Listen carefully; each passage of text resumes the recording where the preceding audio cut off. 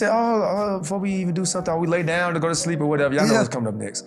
And let me go get ready. You gotta go to the bathroom, get ready, whatever. But I can hear the waist trainer coming off. I can hear the pop, pop, pop. Like, bro, like, that can't be no pants. Like, you ain't even got pants on. Like, so why we taking this off? Like, what's going on, bro? Like, she like, bro, it took 3 minutes. She gonna come bro, out look, I don't even want no more. I'm laying down. Look, you okay? I'm laying down. We back to back. That played me, man. Y'all gonna look. I'm a huge LeBron guy. Are you? I need Bron to 1, 2, 3, 4, and 5. That's what my dream is, cause like he was tough. He tough. He can do it all. He can do it all. But for the sake of this, let me get the first year Lakers Bron. That ain't the best Bron. The best Bron was the first year back in Cleveland or the second year in Miami. But I'm getting the first year Laker Bron because he led the NBA in assists. So I need that for my point guard. That played me, man. Y'all gonna look. I'm a huge LeBron guy. Are you? I need Bron to 1, 2, 3, 4, and 5. That's what my dream is, cause like he was tough. He tough. He can do it all. He can do it all. But for the sake of this, let me get the first year Lakers Bron. That ain't the best Bron. The best Bron was the first year back in Cleveland or the second year in Miami. But I'm getting the first year Laker Bron because he led the NBA in assists. So I need that for my point guard. Welcome to another episode of Connect Media. And man, it's been a minute, but we back. And I got a special guest with me today. An entrepreneur, a trainer, man, even a guy that done helped me in the past. Like, we even got some stories together. For sure. But I got my main man here, Shane. Shane, it's nice to see you again. Big dog, bro. And long time coming. For real. Like, what you been up to, man? Man, you know, the usual, bro, just training. This is peak. This is peak time for training.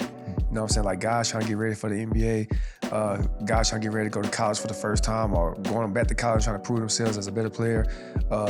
You know, with the fitness side, you got a lot of people getting ready for vacations, reunions, graduations. So we trying to get those bodies right, get them ready for that, build that confidence up for that summer. You know, gotta have that hot girl, that hot boy summer. Yeah. So that's what I've been up to, man. Just trying to, you know, our job is to make other people happy. And put smiles on people's faces. So that's what I've just been up to, just trying to keep the positive around the world. Man, that's what's up. Cause like I said, I've been seeing you all over, man, and it's inspiring to a person like me. Cause like, man, I was in the space like playing and actually training a little bit. But of course, I didn't make no money from it, but I had a joy of teaching others. For sure. And you see how they went from this person to, you know, they elevated. So like, man, what you're doing, I have a lot of respect for. That's why we do it. And I started, didn't know what I was gonna do. Not charging, didn't want to charge, kind of see what I wanted to get into it. And once I get into it, of course, I want to start being compensated. But next thing you know, I turn around, it's year 10. Like, I'm in year 10 of training. That's crazy. And it's like, yeah, now we in the door. Or now we just trying to remain and man, just keep building. Now it's time to build that team up to where I can kind of give back others to the game and kind of learn how to train and get into the business and help others as well. But, Heck yeah. So for the newer people that you know just not seeing you, you can tell them what you kind of do. Oh yeah, man. Look, I'm Shane Butler. I was born in St. Louis, Missouri. Grew up in Tupelo, Mississippi. Graduated at Tupelo High School in 2011. Left there, played at Blue Mountain Christian University from 11 to 2015. I became the all-time leading scorer in school history, all-time leading assist in school history. I broke over, 30, 40 records at that school. That's probably not gonna be broken because guys transfer a lot. And I stayed there all 4 years. I became an All-American there. I was the #1 in that IE player in the country there. Left there and started pursuing different stuff, man. Pursued my master's, got my master's in business at Shorter University. Started coaching college when I was 24 years old. Once I did that, it was okay coaching college, but I fell in love with the training part, like the development part. Just helping guys go that's going through a lot of slumps, having bad games, and helping them get out that slump and having better games in the past. So once I did that, man, I just said, man, I want to start my own company. And once I got that master's at NBA, I started SB Fitness. And once I started SB Fitness, it skyrocketed. The first 3 or 4 years, you know, it hurts. Yeah. It's hard to go through it. You know what I'm saying? You're spending more than you're making. And then once you get past that 3rd or 4th year, it's just boom, and start working for yourself. So that's kind of who I am in a nutshell. Personally, got a lot of brothers and sisters. I mean, it's 8 of us total. from a beautiful woman named Brenda Shannon. That's my mom. A beautiful, handsome man from my dad, Timothy Butler, and they built a great family, a great core. Who love each other. I mean, all 8 kids, we still communicate. We just finished going bowling. I left bowling, come straight here for the podcast. So we stay connected. Even though we distant, when it comes to states, we still together when it comes to communication. So that's the goal. Man, that's what's up. That's what's up. I love that y'all still together. You know, sometimes these family be. Yeah, we do too. You know, we do more arguing than that, but at the end of the day, it's just love. It's just tough love, and that's what you want to be around, tough love, man. Respect, man. And you said you started playing ball around what the age? 12, 13, you said? Yeah, I started late. You know, I was a baseball, football guy, and I got to Mississippi from St. Louis, and I moved to the projects. You're not playing baseball in the projects. Heck no. You know what I'm saying? And football was good, you know what I'm saying? But basketball, we had a basketball court. It's like a small court with 2 baskets in the back of the projects in the middle of the park. And we just picked it up and we just became naturals, man. Out there competing with the brothers, pushing around, out there double dribbling, they know the rules, and other guys come to the park. Now it's us 3 brothers versus the 3 guys at the park. Right. We're getting beat, we arguing with each other, then we kind of like figure the game out, go to a few camps here and there, learn the game, watching the videos and clips of Allen Iverson.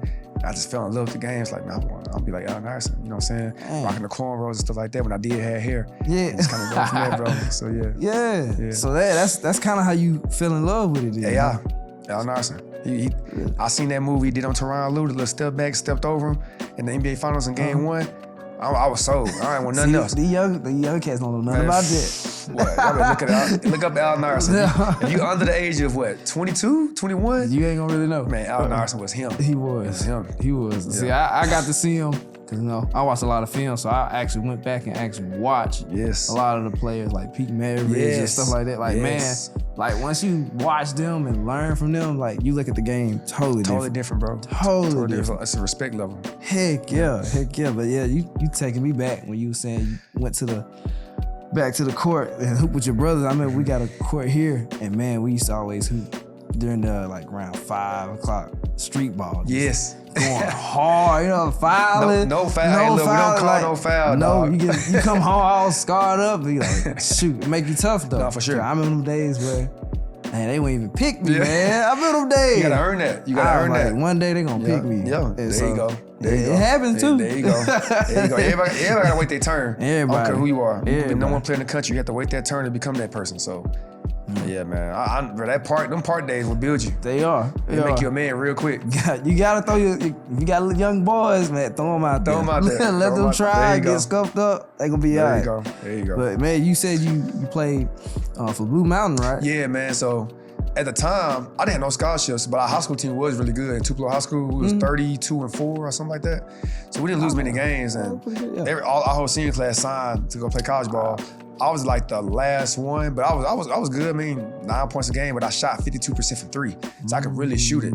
Yeah. And I played team ball. I believe in winning games. Everybody could have scored more points, but I was just trying to win. Yeah. And I had a few coaches come in. They liked me. They didn't like me. Went to a few showcases, and the showcases I went to was Jared Snyder. He had a showcase like in Tuscaloosa, Alabama. I went to. I didn't have the money to pay for it. My boy Cal. Oh, Cal, I forgot your last name, man. Cal Wilson. Cal Wilson was my teammate. His parents paid for it. And they took me up there to Tuscaloosa with him, and I went crazy. We played 5 games. We probably went 5-0 because me and Cal was on the same team, so we had a little bond how we played, like connection. Man, if we were going to 21 or if we were playing 10 minutes, I was probably averaging about 20. I was getting it up, and I was efficient. And a couple coaches knew, found out, and man, I had a couple visits. I had an offer from a lot of JUCOs, and I wanted to go 4-year for some reason. I was already eligible to go 4-year. I didn't have to go JUCO because I had good grades. So I didn't want to have to go through that. Nothing against it. Right. It's just I feel like I can go to a 4-year school and develop a little bit. So Blue Mountain Christian University coach Tony Tyler Parker. He came and watched us practice. And I had one of my best practices that year. I never dunked either, but I was in the practice dunking and everything. I was showing out, And afterwards, he took me to a gas station, get something to eat, took me to the hood, to my mom, and he set us down in the living room, right in the hood. And after that, I gained so much respect for a young white dude at the time that was coaching. I came to the hood, and we didn't live the best life. We had not the best house in the world. He came in, very respectful to my mom, offered me a scholarship on the spot. I was like, Coach, look, man, I come, let me earn it. Let me earn it. I showed you what I can do with high school players. Host a tryout or whatever. He had a tryout. But brought in another guy from Arkansas, like 6'7" guy. So it's me, 6'1", 6'7" guy having a full workout. At the end, he messed up. He did one-on-one. And everybody know, I'm telling you, to this day, everybody know in Tupelo area, don't touch me one-on-one. They know this already. I'm not gonna argue. We played one-on-one against a 6'7" dude. I beat that man 21-0 first game, 11-0 the second game, like 15-7 the third game. Got a scholarship, took the scholarship, and no, it's all right from there. Cooked him. My brother took him to the workout, Devin Shannon, took him to the workout.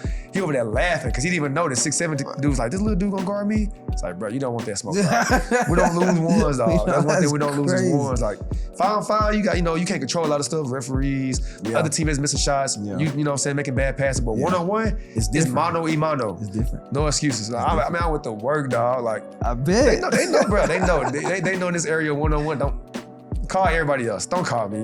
It become ugly real fast one-on-one. I bet. So, I bet. but that was pretty cool, man. That was a life-changing moment. That man believed in me, came to my crib, offered me a scholarship. I made sure I didn't let him down in 4 years. In 4 years in college, to this day, he'll tell you, like, if I'm not his best, I'm probably the second best player that he ever coached. So that was my goal, just to get that. And the number one goal, I graduated. So that was good. That was amazing. So like, you obviously, like you said, you went 4 years. 4 years. Like, man, what was a welcoming moment to college basketball? Like, strength, man, I graduated high school with 150, 48, 6'1", like soaking wet. Like, so I get on campus, we start doing you get to campus early, like probably a week earlier for regular students. And so you just there just scrimmaging. The coaches don't schedule practice, so you just there scrimmaging. They had a point guard named Corbin Harris, probably like 5'9", strong as an ox though. He had another, what's the other last name? It was Tyler something. But there was the 2 point guards there. And man, Corbin guarded me full court. I couldn't get past half court, dog. All muscle though. And then on the other end, he fighting through screens. He getting to the basket, he finishing. So I took the whole week off. The next week off, I did all weights. I was push-ups, squats, pull-ups, bench press, curls. I made sure I built a habit in my mind, bro. I gotta get to this weight room, bro. Yeah. And that's the difference between good and great. For real. Like, I know that. Yeah. When did Michael Jordan make his jump? When he started lifting. When did LeBron make his jump when he started lifting? Paul Jordan when he started lifting. When them guys start lifting weights, man, like it take you to a whole other level. We're not talking about getting big and like, we just want to get stronger and know we can take that impact and that compact. And that first day was that pivotal moment. I was like, okay, I might need to take the weights a little bit serious now. Yeah. Wow. Because, like, even me, every time, because I didn't have a trainer. So like all my stuff, I did it on my own. Like I used to work out the mud. 10 hours a day. Only way I didn't practice if it rained or I couldn't walk. Yeah. So like I didn't have anybody to tell me like, you need to just lift weights during the season. Right.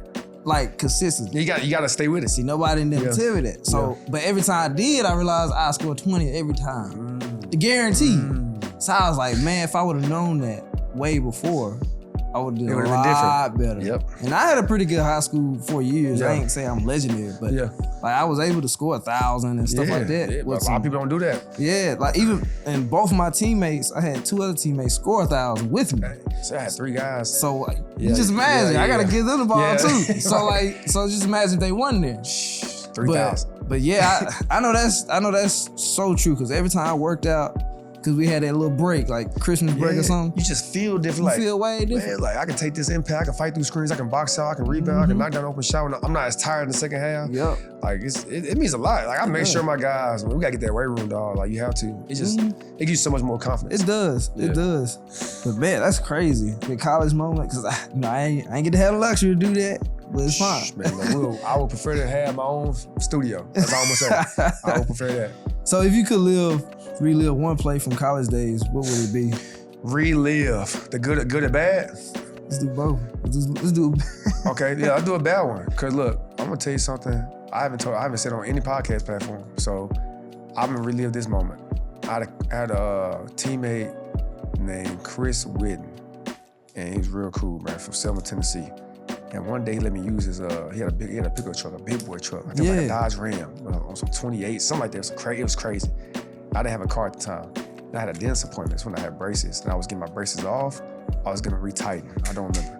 But I had to use his truck to drive to Corinth, Mississippi to get some braces, right? Whatever I had to do.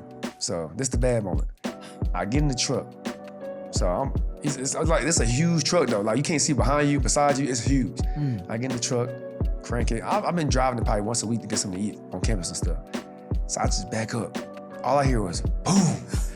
Like, bro, what's that, bro? I didn't pay it no mind. How about I keep going? Ooh, but I done ran over a car. Like a little Nissan Altima, whatever it was. Over a car? I done drove over this car, bro. Over a car? Thank God nobody was in that car. Oh, God. Bro, over the car, bro. So I get like over the bumper first before I like, let me go and pull forward to see what's going on. So I pull forward, get down, get out. Bro, I done ran over this person's car. That's crazy. Forget that though, forget that. How about this? How about I still leave? How about I still go to a disappointment? How about I still get in the truck? Avoid that, you know what I'm saying? Leave that, like it never happened. Go get my birth certificate, whatever. Come back on campus like 2 hours later. It's police everywhere. Dang. Like 20 cars. They just waiting for me to get out. So I get back, they looking at the truck like, I get out the truck. I'm thinking they finna put these cuffs on me, lock me up. But I get out, first thing I do is call my Uncle Craig. Hey, oh man, look man, I think I'm gonna go to jail. I need you to get me. Dang. Shane, what you did, man? I don't know. I just hit somebody. He's like, man, look, just listen to the cops. Keep me on speakerphone. Let them talk. So we just talking to the cops. They're like, look, you ain't gotta ask. You ain't gotta tell me, bro. We saw it on camera. You know what I mean? Like, what was you thinking? And I was like, I just panicked. I had to be somewhere, and I just panicked. I mean, I didn't know what to do. So I went to go do my regular stuff. Came back. They let me get away with it, but I had to really apologize to it. It was a custodian that cleans up the locker. That cleans up the dorms. Yeah. It was her car. It was a Hispanic woman. Wow. And I just damaged her car, and we made sure we got it right with the insurance and stuff. But wow. I'm talking about scary, bro. I bet you was. Bro, you gotta think, I'm in Blue Mountain. I have to drive to Corinth. That's 45 minutes. So I'm leaving like nothing happened. I come back, she crying on the car. Who would do this to me? Bruh. She know what car was in front of her because she remembered the big truck. So she knew what truck it was. So they just waiting for me to come back. They calling me. I'm getting like 1,000 calls on the way back. Chris calling me like, I didn't answer no call. I was scared to answer. I was just waiting till I get back because I kind of knew what it was already. Yeah, you thought you that's about the to get bad locked moment. up. Yeah, that's the crazy. bad moment. The good moment was I had a brother that went to prison named Timothy Butler. He did 5 years, right? That was my kind of like my best friend pretty much. And he went to prison for 5 years. He got out right before I broke the record for scoring at the school. He got out right before that, and he got to see me play in college. And I relived that moment because he's no longer with us. I lost that brother. He got shot. He got shot and killed. That's why I started SB Fitness. So I would like to relive that moment because that was a huge moment for us. Like he was like, I never seen a brother so proud of me. It's like he thought I was gonna be like the next one. Like man, my brother finna go to the NBA. Right. And he felt like I felt that energy. So like, yeah, I would love to relive that for sure. That's the really good one.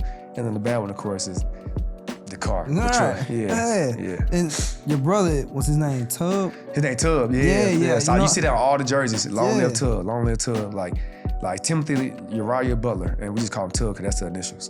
Dang, how old was he? You know, I knew he. Yeah, how old was he? He was a year above me. So I'm 32, but he would have been 33. And at that time, I was 22 and he was 23. Wow. And you said that's why you named it after him? What you say? Yeah, I had to. Yeah, it's like that was it. I mean, how I found out was I was coaching in college at Shorty University as an assistant basketball coach. I was a grad assistant, and I'm headed to work like a normal day. I get a call from my brother Devin. He usually called me in the morning, but not this early. Right. And to be honest, I'll never forget the day. Sunny outside, but the music, the song that was on that time that was driving to, I had a little Pontiac, like an 04 Pontiac Grand Am. Yeah. I had the radio on, and the Lil Uzi song was on. Push me to the edge. Yeah. All my friends are dead. So that song was on. I was like, they just kind of bumping. Like, so I get a call, and my brother, he's just crying. Devin's just crying, man. Like, it's like, bro, what you crying? You good? So, and I was like, bro, he's like, he gone. Like, who gone?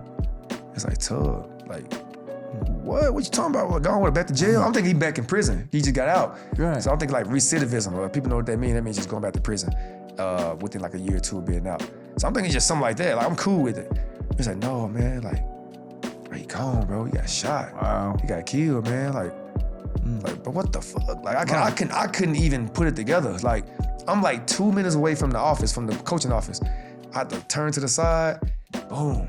And I just put the phone down. I was on speakerphone with him, my brother, and me. We just cried on speakerphone, just crying back and forth. We couldn't say a word. We couldn't say a word. I'm sitting there for like an hour. The coach called me like, Shane, you missing the meeting. We got a meeting right now. I can't answer the phone. Boom, boom. Like, I'm just froze. Whole world just don't know what's going on. Right.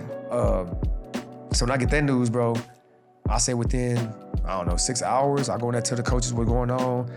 It's like, man, I understand. I have to drive home to Mississippi, which is like a 4-hour drive, right? Back to Tupelo. Yeah. That's the longest drive I had in my life. A 4-hour drive, that might have been like 10 hours. Because I stopped every 30 minutes.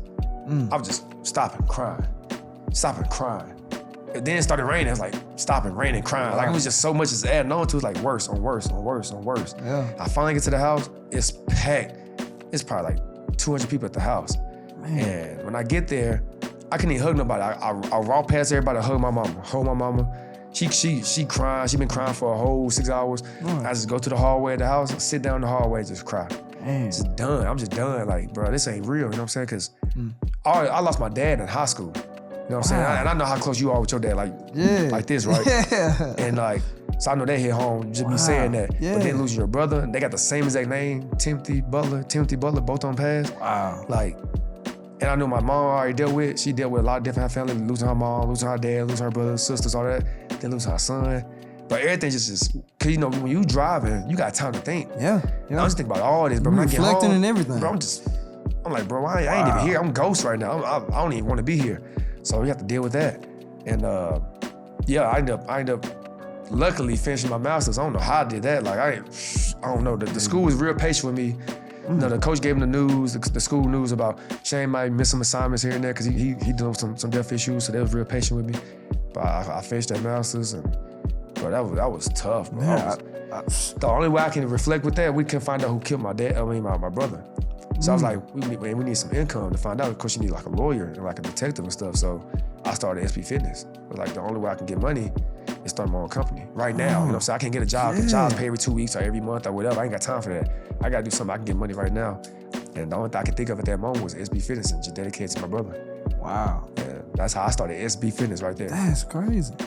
Got a logo, got a name, got a website. I was rolling, boom, boom, selling stuff out the trunk, t-shirts, training, just piling all the money up so I can pay for attorneys and stuff like that. I was just prepared to solve the problems, to solve the issues. And it literally became my lifestyle. Now it became something that I was passionate about because my brother. Now it's like how I eat now. It's how I pay my bills now. So did you ever get? No, to this day. That's why I ain't gonna stop it. I'm literally not gonna stop SB Fitness until that happens. So until it's solved, that's when I'm like, I'm done with this. Yeah. But if it's not gonna be solved, I'm not gonna stop doing it. It's like it's literally my life now. It's my lifestyle now. Yeah. It's like my brother is using that to like help me live my life. Wow. It's like you said, you know how close I am with my dad and stuff, like, cause you know I almost lost them. What year? Last year, bro. Wow. At the same time. A lot of people don't know this. Yeah. My brother, he had dislocated his arm. So my dad, he worked at night. And so he came here, he was like, man, I'm gonna take him to the hospital or whatever. And I was like, you know, in my head, I know like I should, you know, let me take him. Right. But you know, he was like, man, I got him. I said, you sure? He was like, yeah. So he went on, and man, I was at a bank, at an ATM, and Kingston, what happened? He was watching what they gonna do to him. So, you know, my brother, he's different from me. Yeah. His pain, he ain't like me. I can take pain. So he kind of had heat flash in my dad, and he passed out behind the wheel.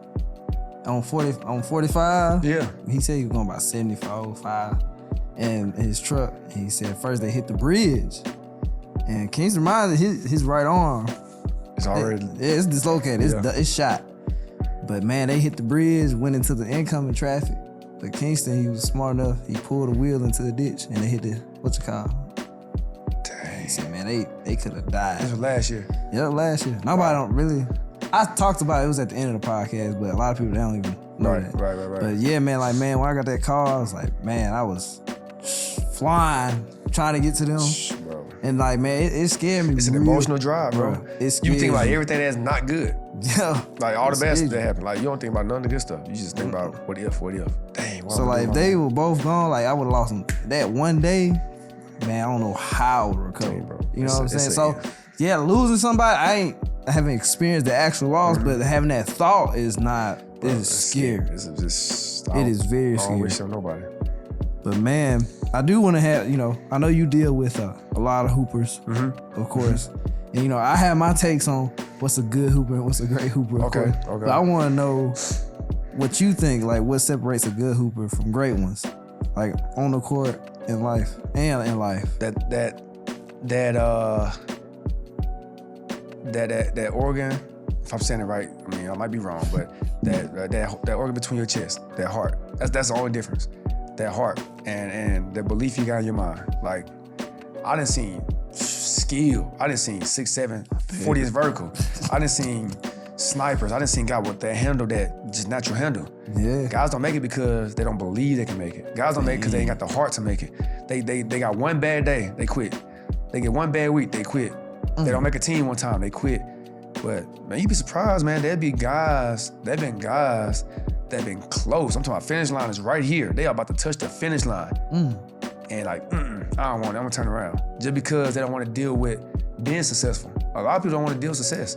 You know what I mean? Like, really? Being successful is tough. It is. Like, people are like, I want to become this rapper or this hooper. You really want that, bro? You really want that? People calling you for money every day? You really want that? People calling you for tickets every day? You really want that? It's People, a lot. like, people, man, it's a lot. You know what I'm saying? That's why you see a lot of these celebrities and millionaires having mental issues and dealing with anxiety and like, that's real, bro. Like, that's real. Like, success is hard. Like, to be honest, me being successful now, I was happier when I was broke. Because I didn't have nothing to worry about. Yeah.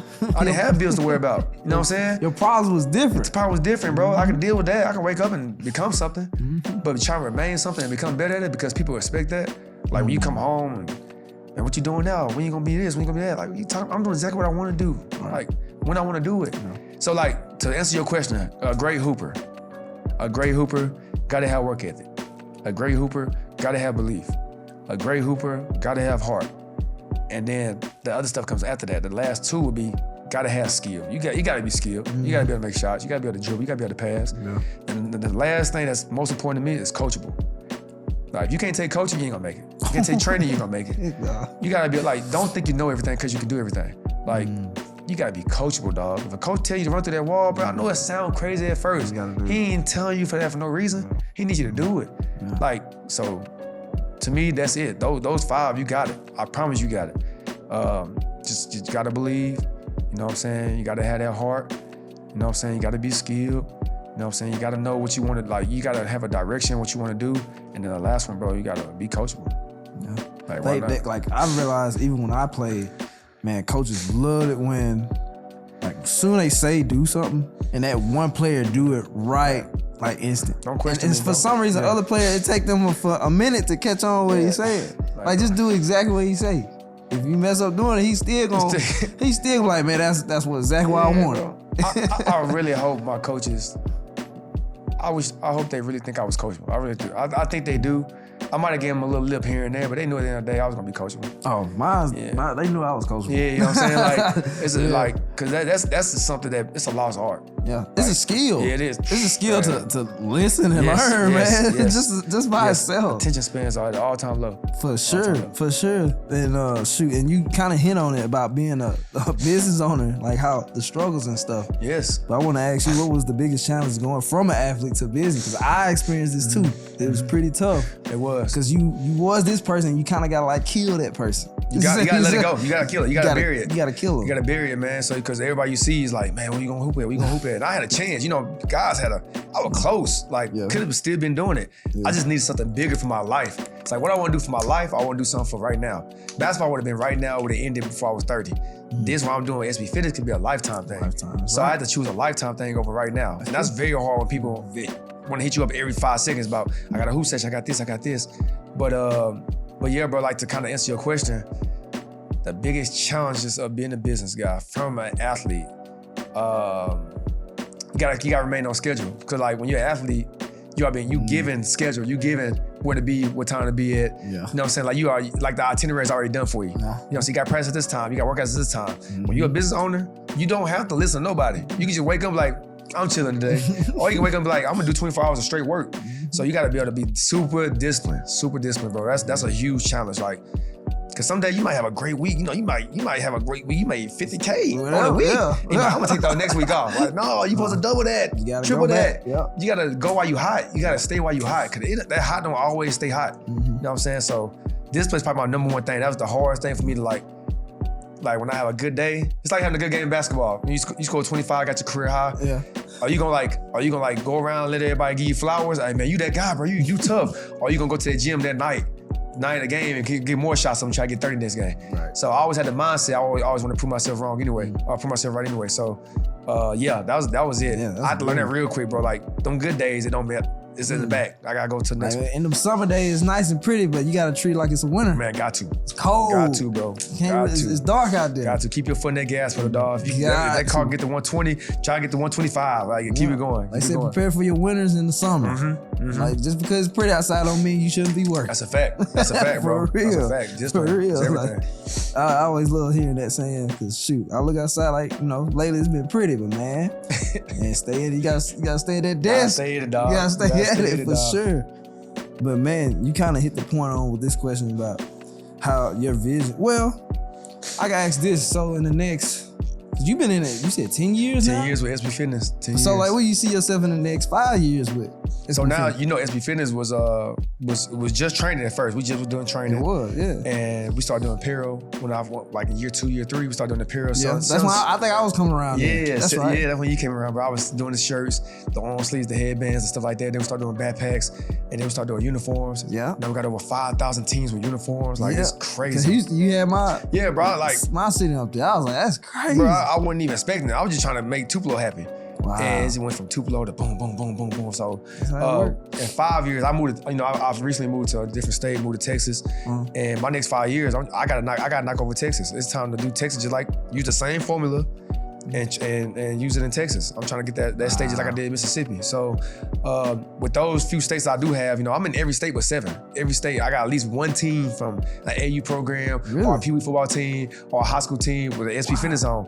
So if I can get in 5 years, if I can take over Texas, you talking about a game changing. You know what I'm saying? Texas it's huge.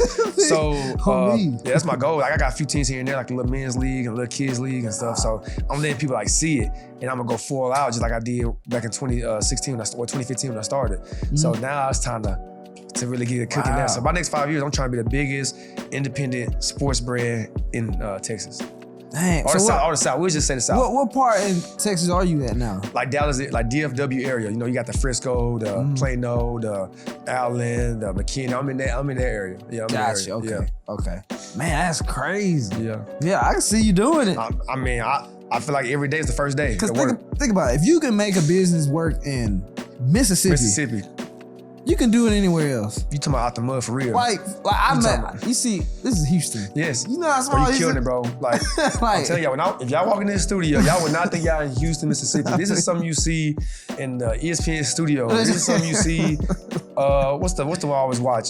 Pivot, the Pivot podcast or 520 Club 520 podcast, bro. This is big time, bro. Like, but he's been having this for 2021. Like, man, this dude been having this. It's been growing since then for sure. Different ball game, bro. It's been a mountain for sure. But man, that's crazy. But yeah, like I said, I've been watching you and like I said, I've been inspired for sure. And I was like one night, I think you was hooping. And then I turned around seeing you was on a podcast. I said, man, I just gotta ask. Yeah, man, bro, let's it's do about it, bro. that time, I'm bro. all for it, bro. Like, you know me, bro. You ain't gotta ask me. Just let me know. Man, I got so much respect for you, bro. Like you was so much mature for your age, and you still is. And you know what I'm saying? You a great young man, bro. Your dad, man, your parents did an amazing job raising you, bro. Like so you always had a different mindset than me. You were Houston, Mississippi, but you got a mindset of Houston, Texas. Like you got a different mindset, bro. I appreciate it, bro. I really appreciate it. But man, you work with athletes every day. Every day.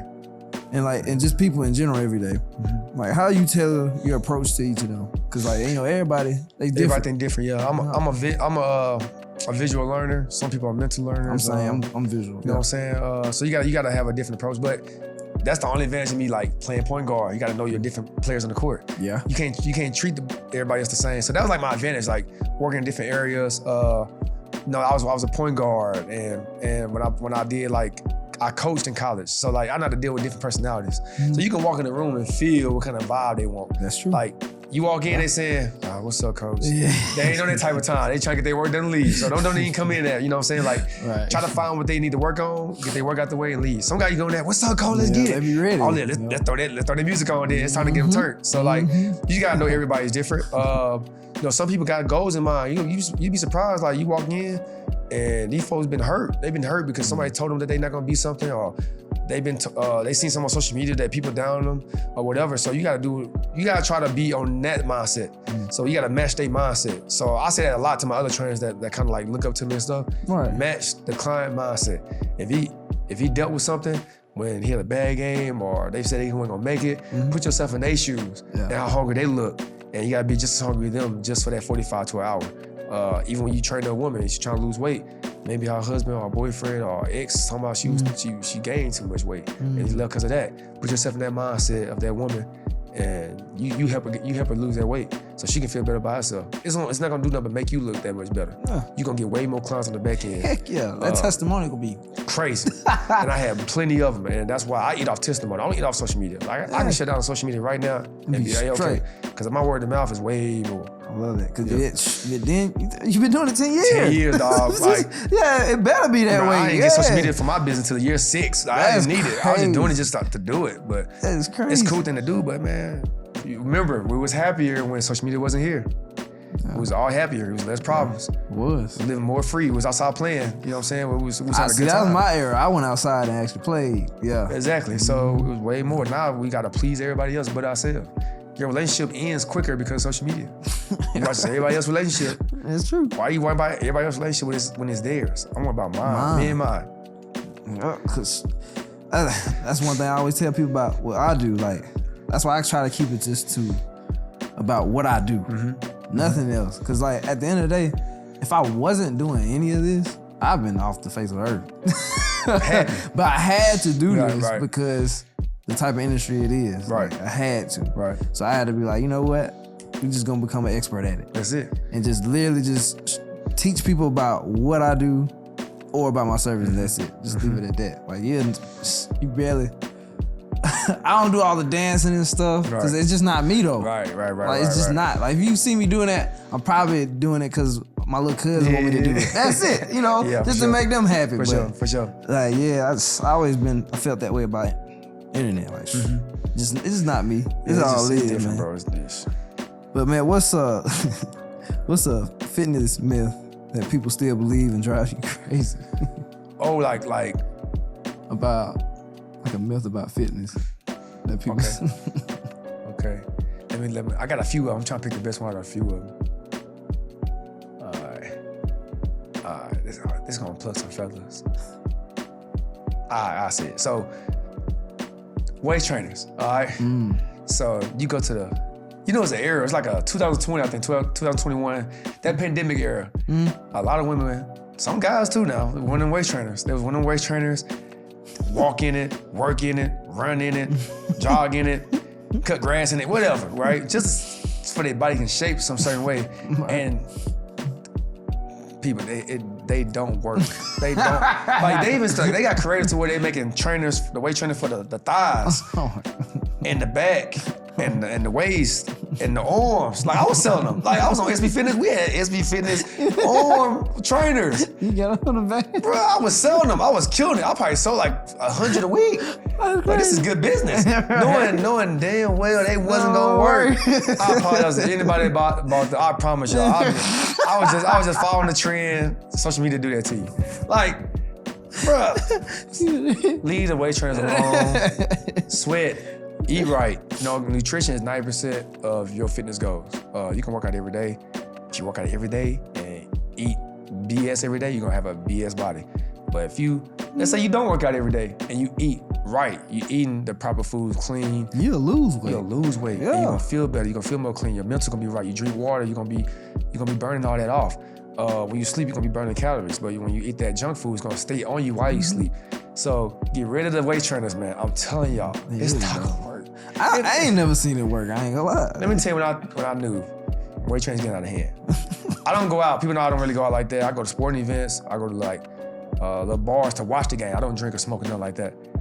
I knew it was getting out of hand when I went out one day. I live in Dallas, so you see people from like different states, but you know everybody. So you might meet somebody from Mississippi in Dallas. And I hugged this woman one day, and I felt the waist trainer.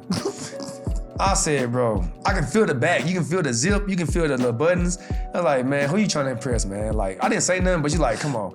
Or she had it on. Depending on what crowd we talking about. You can edit if you want. But all right, so you know, you go out, you meet people, whatever. You know, I'm a single man, whatever. You know, you go meet this woman, you have a good time. Then go back to the spot or whatever. And she said, oh, before we even do something, we lay down to go to sleep or whatever. Y'all know what's coming up next. And let me go get ready. You gotta go to the bathroom, get ready, whatever. But I can hear the waist trainer coming off. I can hear the like, bro, like that can't be no pants. Like you ain't even got pants on. Like, so why we taking this off? Like, what's going on, bro? Like, she like, bro, it took 3 minutes. She gonna come bro, out looking I don't even want no more. I'm laying down. Look, you okay? I'm laying down. We back to back. I'm cold. I'm good. It's catfishing. Yes. Oh, you got me. Man. You got me. You got me. That's it looks wild. so slim. It looks so slim in the club, though. It looked good in the club. Man, that's crazy. Bro, I was old with, bro. I was like, yeah, you know you gotta change something if you doing that. Bro. You know you gotta change something. They already finna do this. They already finna take that off. Right. They already finna put the bonnet on. I'm cool with that. Like real guys, real homies. You know, we don't care about none of that. Yeah. We do care about seeing something. We buy a fresh pair of J's. We walk out, the Jordan sign got 5 fingers and got a ring on the finger and the shoes too big on the Jordan sign. Like we can't, you can't get us no more. Right. Don't get me with that, bro. Bro, that's wild. Yeah, I was hot. I would be hot too. I was hot. I turned my back. I was like, I locked my stomach. I gotta get up in the morning. That's I gotta get up, crazy. Yeah, bro. That's crazy. But yeah, the biggest myth for me, weight trainers, leave them alone. Put the work in. You're gonna get a result. Yeah. You didn't get big at a weight trainer. You can lose it. You can lose it. Put that work in. Stay consistent. Be happy with like when you go work out. Be happy. It's okay. We all gain weight. We grown. We gonna gain weight. It comes natural. We can get off too if you stay consistent. So that's it. That's all I'm saying. That's crazy. That's hilarious. I'm definitely I'm not against any woman. I promise you. I love them. Y'all know I love them. It's cool. We cool. So all right. Speaking of weight. So let's say I want to add 10 pounds of muscle in 3 months. What's the game plan? That's a good goal. That's actually doable. If you were saying 10 pounds in a week, I'm like, come on now. But 3 months, that's great. So that's great. Now, when you do your nutrition, make sure you get that breakfast. You 3 meals a day. I'm a big smoothie guy, but breakfast might consist of something for you that's different, like fruit or whatever. Like, I'm a big smoothie guy. Protein smoothie in the morning. I recently just got into that, and it helps. I love it. It's quick too. It's convenient. Not gonna lie, I did it for a week, and I maintained my weight. There you go. It's crazy. There you go. It stays on quicker. It keeps you more full to where you won't eat as much. That's true. So I get my little smoothie in the morning. I knock out my little push-up. I do my push-ups in the morning. I got to do my little 50 to 100, depending on how I feel it. Most time, 90% of the time, it's 100. I'm gonna knock out about 4 sets of 25. So I'm gonna get my push-ups. Then I'm gonna hit the gym. I go to the gym in the morning about like 6:37. I stand up like 45 minutes. I knock out a particular body part. So like Mondays would be just upper body. Tuesdays would be just lower body. Wednesdays would be light full day. Thursday would be upper body. Friday would be lower body. And then Saturday, Sunday, you can choose to do cardio. You know what I'm saying? You can go outside and run or whatever. Then you get your body time to recover for Monday. But if you do that routine, your upper body, everything gotta be 4 or 5 sets. You trying to gain weight, you wanna do like 8 to 10 reps of heavy weight. If you want to cut up, you do 12 to 15 reps of lightweight. Once you do that heavyweight, man, you just gonna feel your body changing within. You're gonna be sore them next few days. That first week gonna be sore. After that, your body adjusts, and you want to bump up the weight a little bit that next week. But every week progress a little bit, like 0.5 or 2.5 or 5 pounds. By the end of that month, you're gonna have that 10 pounds on you. I'm talking about lower and upper body. Cause if you're gonna do 10 pounds, try your best to do like 5 and 5. You don't want it to be all 10 legs.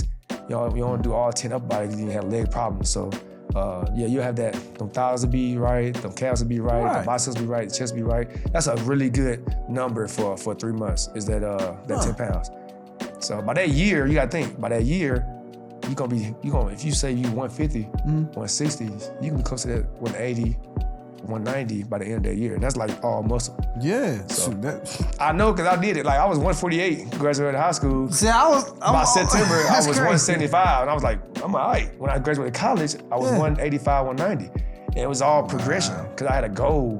Instead of trying to get right in 3 months, I was trying to get right in 3 years. And that kind of just progressed like that. Wow. Because I've been stuck at 140 for the longest, and now I'm finally in the 50s. Yes, sir. Yes, sir. Finally. But you make it look like you're bigger than what you are. So that's the whole point. Like, it's the illusion of like, dang, bro, you like 180. Nah, bro, I'm just 170. It just look like, you know what I'm saying, I'm carrying it right. You just want to carry it right. Yeah. So that's crazy. So like for legs, like I've been learning about hack squats. Yeah, boy. No, that's some big dogs though. Cause you, oh yeah, I forgot you young, so you handle that. So I'm a little bit. So I'm speaking to my 30+ crowd. I know, like we taking it easy on the legs. Like we're gonna push a sled. Yeah. Okay. We're gonna do dumbbell squats. We might do a little box squats, but when we do the box squat, we don't go without the box. We put the box down. We sit on the box and sit like on the bench. Oh, okay. We ain't going without that. Like, cause when I get down, I'm trying to get back up. Right. So, Right. I do resistant bands. I do that too. Love resistant bands. That's Okay. good for the joints. Step master. Love doing the step master. And now I'm a big interval guy when it comes to like sprints. So like 30-second sprints, and then I do like 30-second walk. 30-second sprints, Yeah, 30-second that walk. gets you in shape. Yeah, it gets you in shape. You gotta get that cardio up with them legs too. Other than that, man, like, you know, when you get older, you trying to maintain. Once you have the body you have. Once you get the body, cause I've been having the body, I've been 200 pounds for 10 years. So I'm trying to stay at 200. So I'm 6'1", 200. So I'm just trying to maintain. But if I'm just somebody trying to gain at an older age, those can work. A young age, I'm going at it. I'm doing front squats.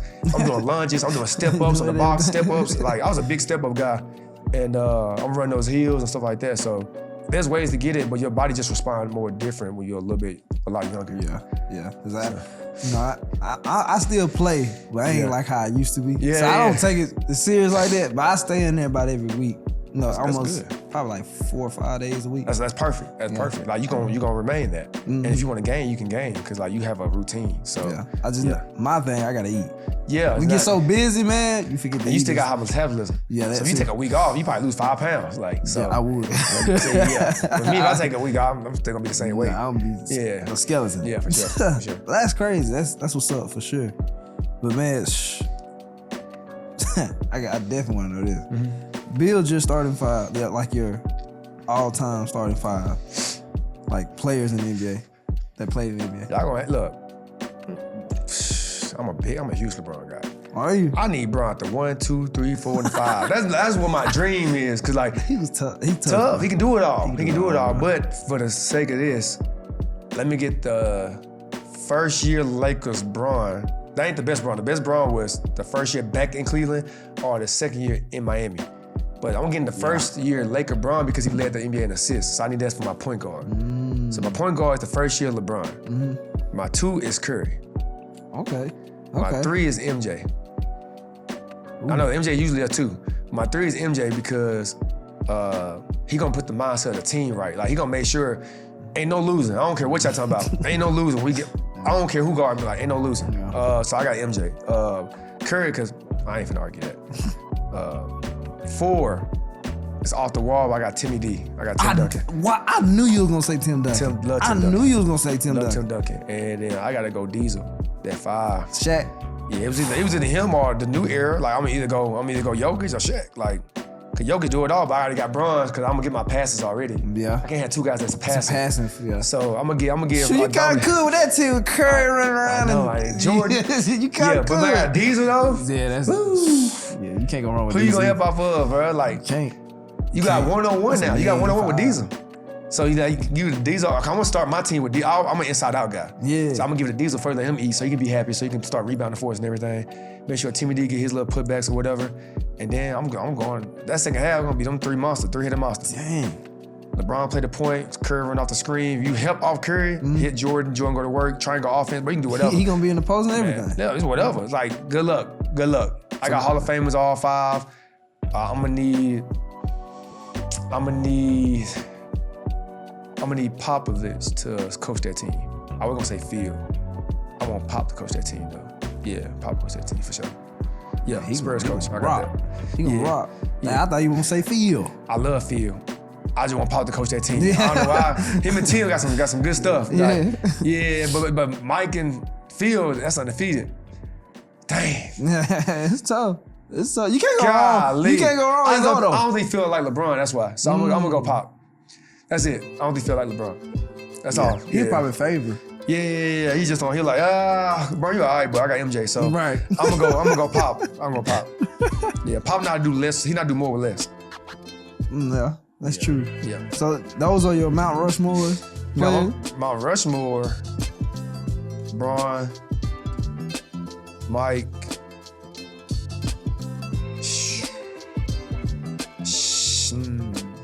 Should I go Kareem or shit? Kareem. Because who scores 30,000 with one move? You know it's coming. It's 30,000. Who cares? It's Like 30,000. Not yet. Can't do Curry yet. He gotta win one more on his own. On his own. He did 4, but only one he was that guy. Mm-hmm. Oh my God, bro. I love him like. I'm surprised you didn't say Kobe. I was never a Kobe guy. Because I was a LeBron guy. I had to choose when I was growing up. Yeah, I think like when I was in the cafeteria, Kobe Bryant. You know what I'm saying? Like we had to, you would die if you got both. Yeah. And you got LeBron 16-6 against Kobe. I know that record because I argue a lot. 16-6. So Kobe, yeah. But I didn't know that. I'm not gonna jump on his side because he passed like RIP to the second best shooting guard of all time. That dude, he's that dude. Yeah. But I'm not one of them guys that jump on just because he passed. You know, I don't listen to rappers after they pay. You know how folks be like, I'm a Dolph fan now because he passed. And I'm no, like you gotta listen before. I listened to Dolph before he passed. I listened to Nip before he passed. Right. But my last one, golly, man, it's gotta be somebody today. I love these guys today. Oh my God. I love these guys today, bro. It's gonna be hard for me to choose. Somebody that's playing now? Yeah. No, I can't. I gotta go Magic. Magic's my favorite point guard. I love Curry, but Magic can't shoot, so that's why I chose Curry for that team. So I'm gonna go Magic. They man won a Finals MVP as a rookie. He won a Finals as a rookie, so I'm cool. I'm cool with that. I'm smooth with that. Magic, Bron, Kareem, and MJ. I'm cool. That's my fault. I like that. That's clean. Shoot. Now this question. If you could hoop with one celebrity, who would it be and why? Celebrity? Who? You find out. You say Charles White. That's funny. That's crazy. That's crazy work. Yeah. He gonna get crazy. Celebrity, that'd be cool. I'm gonna choose a female though. If I had to choose one. Oh my God, if I could choose to hoop with one. I ain't got no celebrity crush like that though. It's gonna be, I'm gonna choose a female though for sure. Who is very inspirational in the history of like females? This gonna be an off the wall answer. I gotta know though. Here, tell me. I gotta know. I'm sorry. How did you do that? How did you do that? How do you walk barefooted for 100 miles every day? I gotta do that. I'm sorry. I can choose any celebrity, but I had to do that, bro. Like, that's like one of the goats to ever live. Yeah, you was really like helping people get out. This is how you said. I never said that answer ever. I would never choose that again. But for that moment, I gotta know. While we hooping, I'm like, how do you do that? Like, I gotta know. Oh, I feel like she got really good footwork. For real. I just feel like for real. You prove it. I don't know. Oh man. But celebrity for real. That was something. I like that. I know. Lotto. Okay. Celebrity. So, yeah. All right. I'm trying to think about it. Cause she bad. So, Yeah. Lotto. I can't even. You know, when you hoop with a baddie, you just do stuff you never do. You go twin the legs. I know he's baby boy. Sham guy go back. Lotto, she gonna bring the best out of him. Reverse between the legs, all kind of stuff. Yeah, some history stuff, some Hitting moves and all. What? I'm doing everything off the bat, boy, for no reason. Behind the back into the spin, straight to it. Looking at it every time I shoot, like Lotto for sure. Shoot. Yeah. Shoot, mine, man, I ain't even think about mine. You had to be a woman, though. Off the wall. Off the wall. Off the wall, Scarlett Johansson. That's a really off the wall. That is off the wall. That's off the wall. Off the wall. Yeah, for sure. I like that. Respect. Scarlett. Respect. I like that. I'm very off the wall. Respect. I like throwing off the wall. That's what's up. Yo. Man, is there still one hoop dream you secretly hold on to? In my shoebox, the Jordan 1s. I don't like Jordan's shoes, but I got these and I don't wear them. But I got Jordan 1 lows. I got my contract from the you know, it's the G League now, but back then when I played, it was called the D League. And I got my contract from that. I didn't sign it because I want to play overseas and make more money overseas. So I still got that contract. That's crazy. I still got it. You don't like Jordan? Hold on. You don't like Jordan? I'm a comfortable guy. You know, I wear Uncle shoes. Man. Like, these shoes comfortable, man. 30 plus, you gotta wear some comfort, man. Like I wear Crocs and clogs and New Balance. I wear comfortable shoes. I never been a designer guy.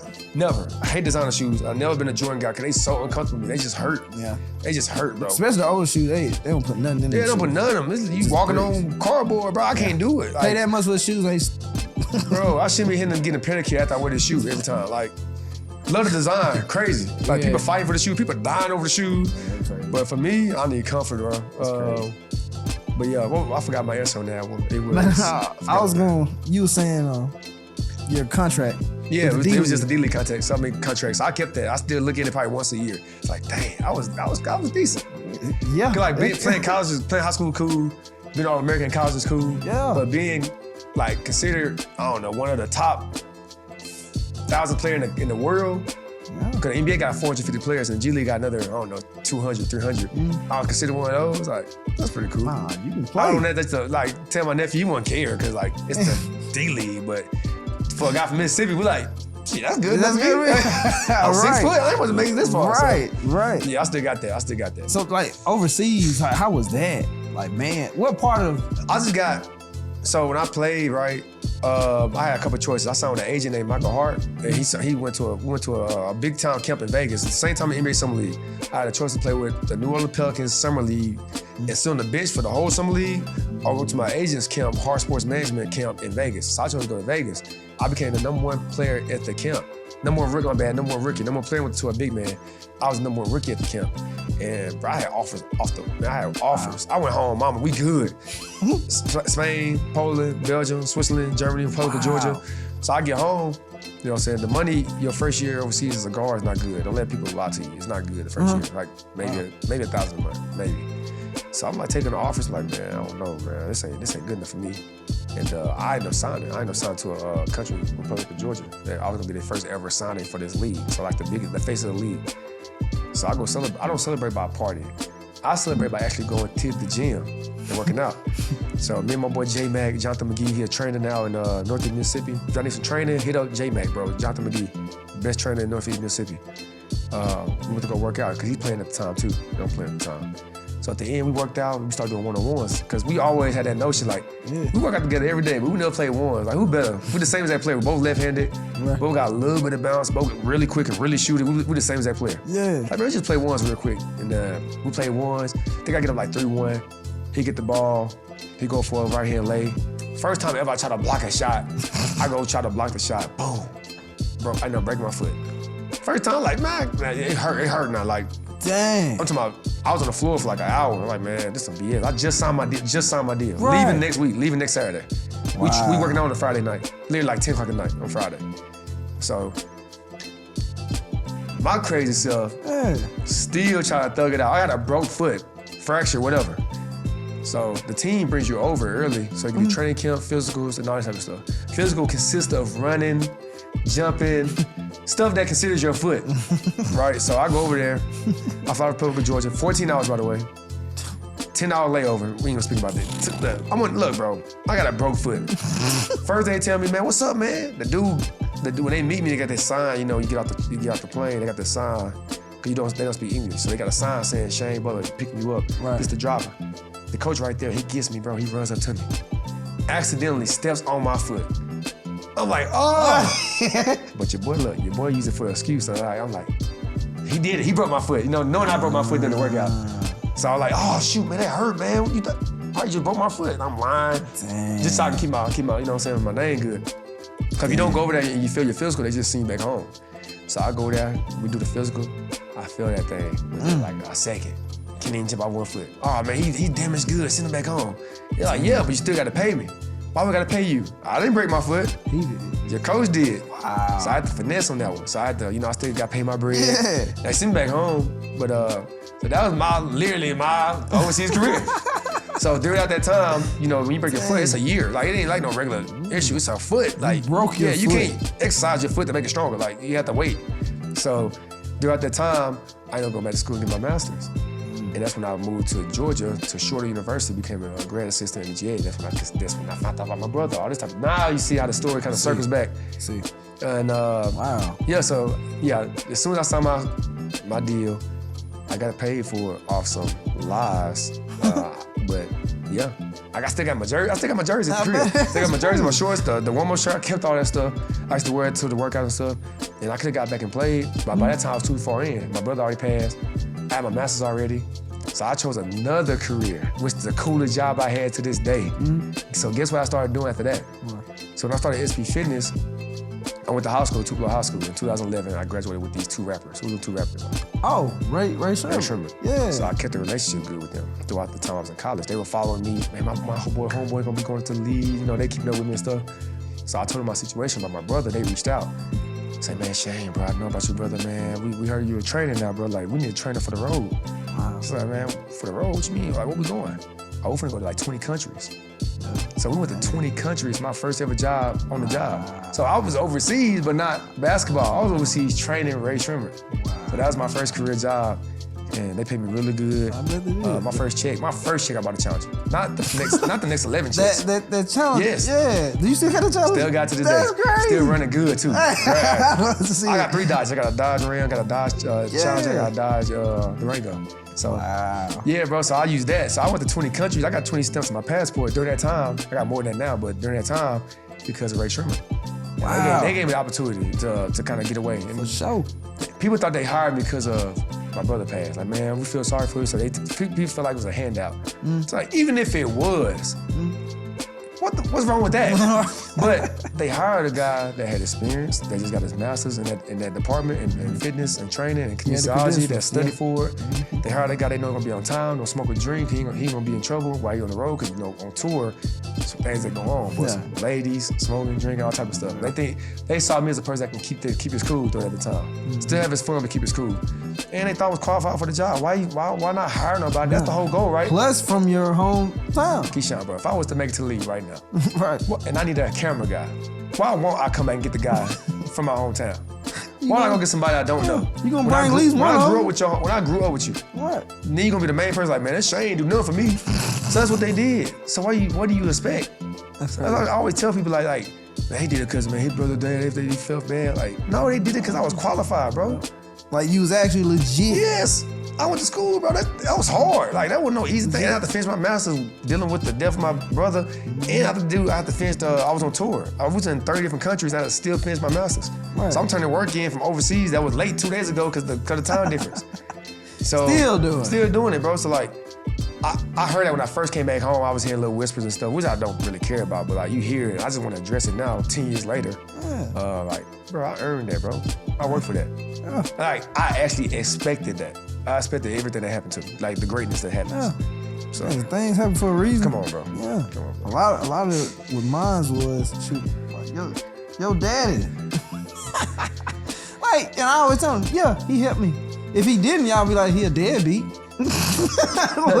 So why not help your kid? You know? I never get the notion of why people mad at LeBron for getting his son to the NBA. Right. I didn't get that either. Ain't that the goal, my boy? He wanted his son to be successful, and he wanted him to do that. Why not? His son actually wanted to do that too. Don't the other races do that though? Don't the Hispanics? All the time. The Asians, the whites, don't they All do the that? time. I They didn't become get that bosses. either. They put their son in position to take the career Take from the them. whole organization over. The entire corporation. Why are we talking about this? I Why know. is on the issue when the blacks are doing it, bro? I don't know what it is. I would never get that. don't That's get my it. goal. I always wanted to have a little young Shane running around. It's like, Dad, what you want? Why I go to college for? Son, you don't. I got this job for you though. I got a career for you. I need you to take this and make it bigger than what I had. But now you got a better start than what I do. So that's the bro. I don't know, bro. We gotta get better. We gotta get better. That what happened. Like, and I always tell him, like, yeah, he helped me right at the beginning, but guess what? He never talked to a client for me. He never edited a video for me. He never shot one. He never built a brand for me. He talked to me, but he never did anything. I did it all. But yes, of course, I'm here because of him. Simple as that. What do you expect, bro? And guess what? I'm gonna do the same thing for my son. That's the whole And it's goal, probably bro. gonna be 10 times better. Thank you, bro. You know what I'm saying? Like, So how can you ever get mad at somebody? it's doing that? generational. Like, come on, bro. So, yeah, in other words, man, thanks to my boys, Ray Sherman, bro, for giving me that opportunity, bro. I took it and I ran with it. I hope y'all don't regret the decision. I don't regret doing it.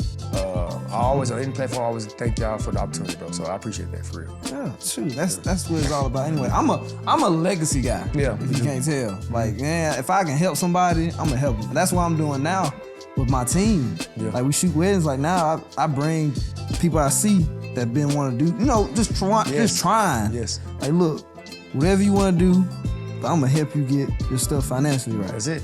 So I'm gonna pay you. Yep. But if you want to run your own trucking company eventually, I'm fine with that. If you leave me, that's totally fine.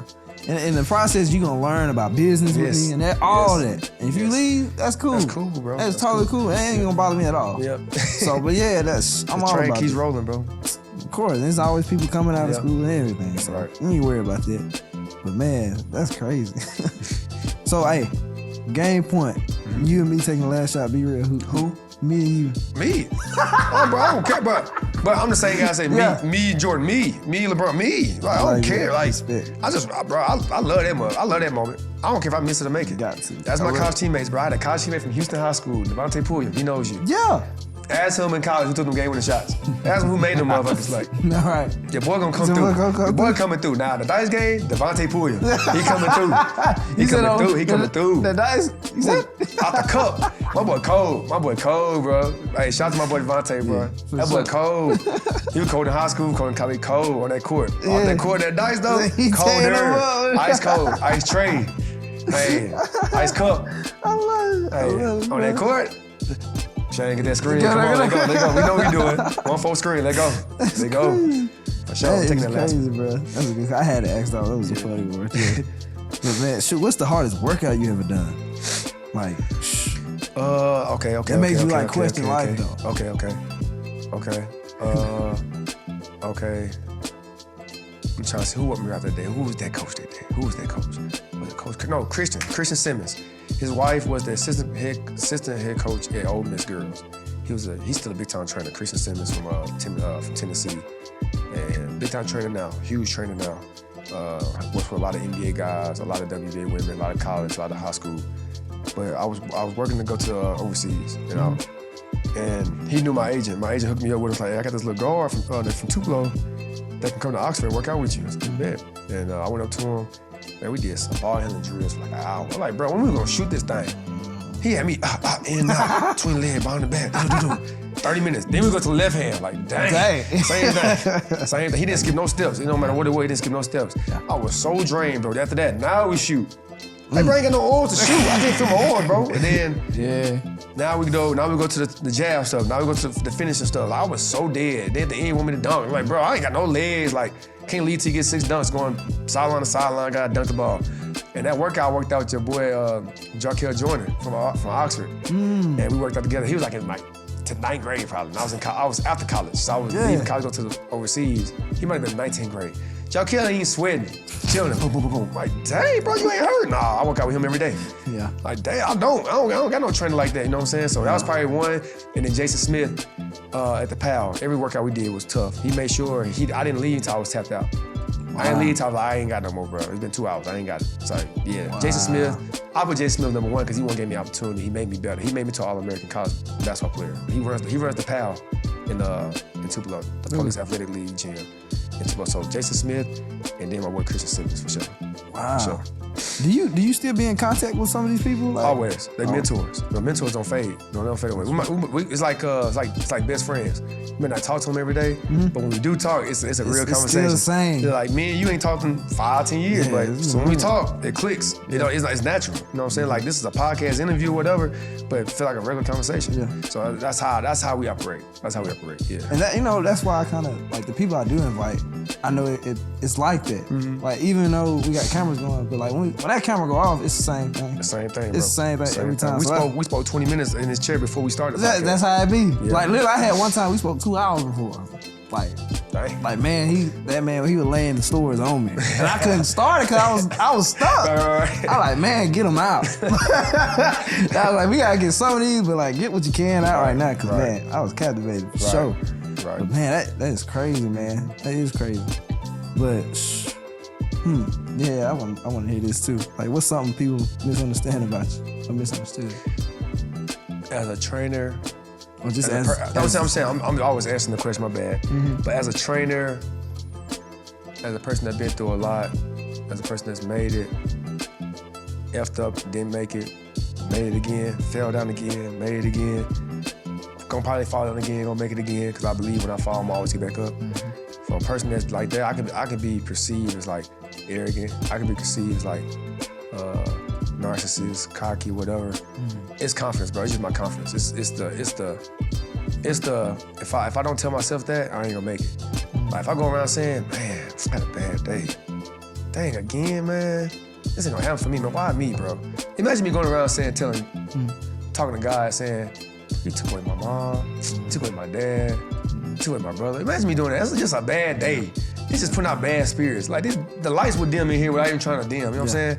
So like, when I go around, I'll pop it sometimes. You know what I'm saying? I don't talk about what I got. I say what I'm about to become. Right. I'm about to train this NBA client. I'm about to train this celebrity. I'm about to go on tour. I'm about to go out the country because I got the finances to finally do it. I'm about to. Right. Bro, to this day, I go to the grocery store and buy snacks that I couldn't get when I was younger because we couldn't afford it. Right. I still do that. Might not even eat it. I might just buy it, scan it, throw it away. I'll give it to somebody outside. You know what I'm saying? Like, so like, I could be perceived as that, but I don't care because like, I know what I've been through. You know what I'm saying? Like, if they knew that journey, they act just like me, bro. Yeah. You ever seen a big girl that lost 1 pound?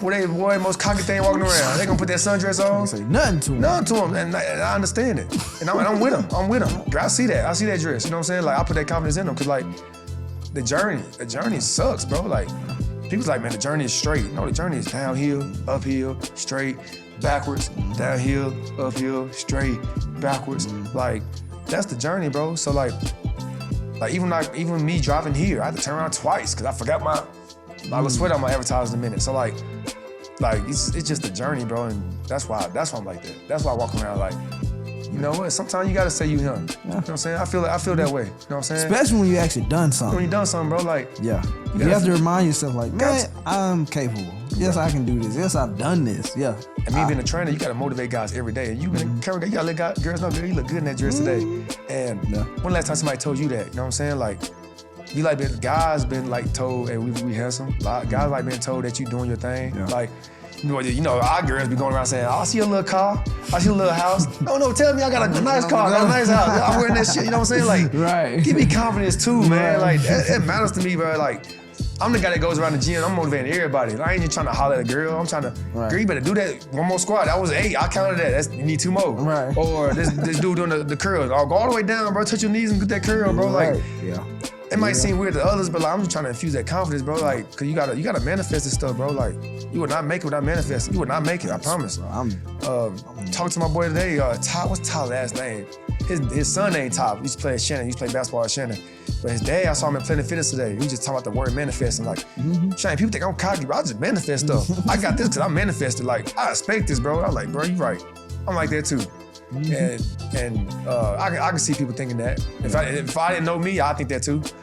But I'm gonna keep doing it. You ain't changed it. You know what I'm saying? Like, I'm that guy. Like, when I say I'm gonna do something or try it, it happens. Yeah, bro. Like, I remember that year, 2020, when I graduated. I said, man, I told my pops. They heard me say this on the podcast. I told my pop, give me 5 to 10 years, give me 5 to 6 years. I'm gonna have a studio. Yeah. And at the time, he didn't believe it. Right. He like, you know, like, we gonna get one. Right. And he like, okay. Year 2. Dang. We sitting in one. Dang. Like, but he's the same way. When he say something gonna happen, or he finna do it, it happens every time. It happen, bro. You got to. Like, literally every time. Bro, that's like, real. I even told myself, like, with the weddings, I said, man, I wanna shoot 30 weddings in the next 2 years. Like, the next year I shot 30. That's crazy. I said, I wanna have 2-3 teams going at one time. 2-3 weeks ago, we had that for the first time. And this upcoming week, we got 2 teams shooting at the same. Wow. You see what I'm saying? Wow. So like when I say it, You say it, it's and a gonna lot happen. of people, and this would it be too. Like, people don't like that because, like, when you that type of person, and when you actually do stuff, they not mad at you, they mad at themselves. Yeah, like, Cause like they supposed to be trying that hard.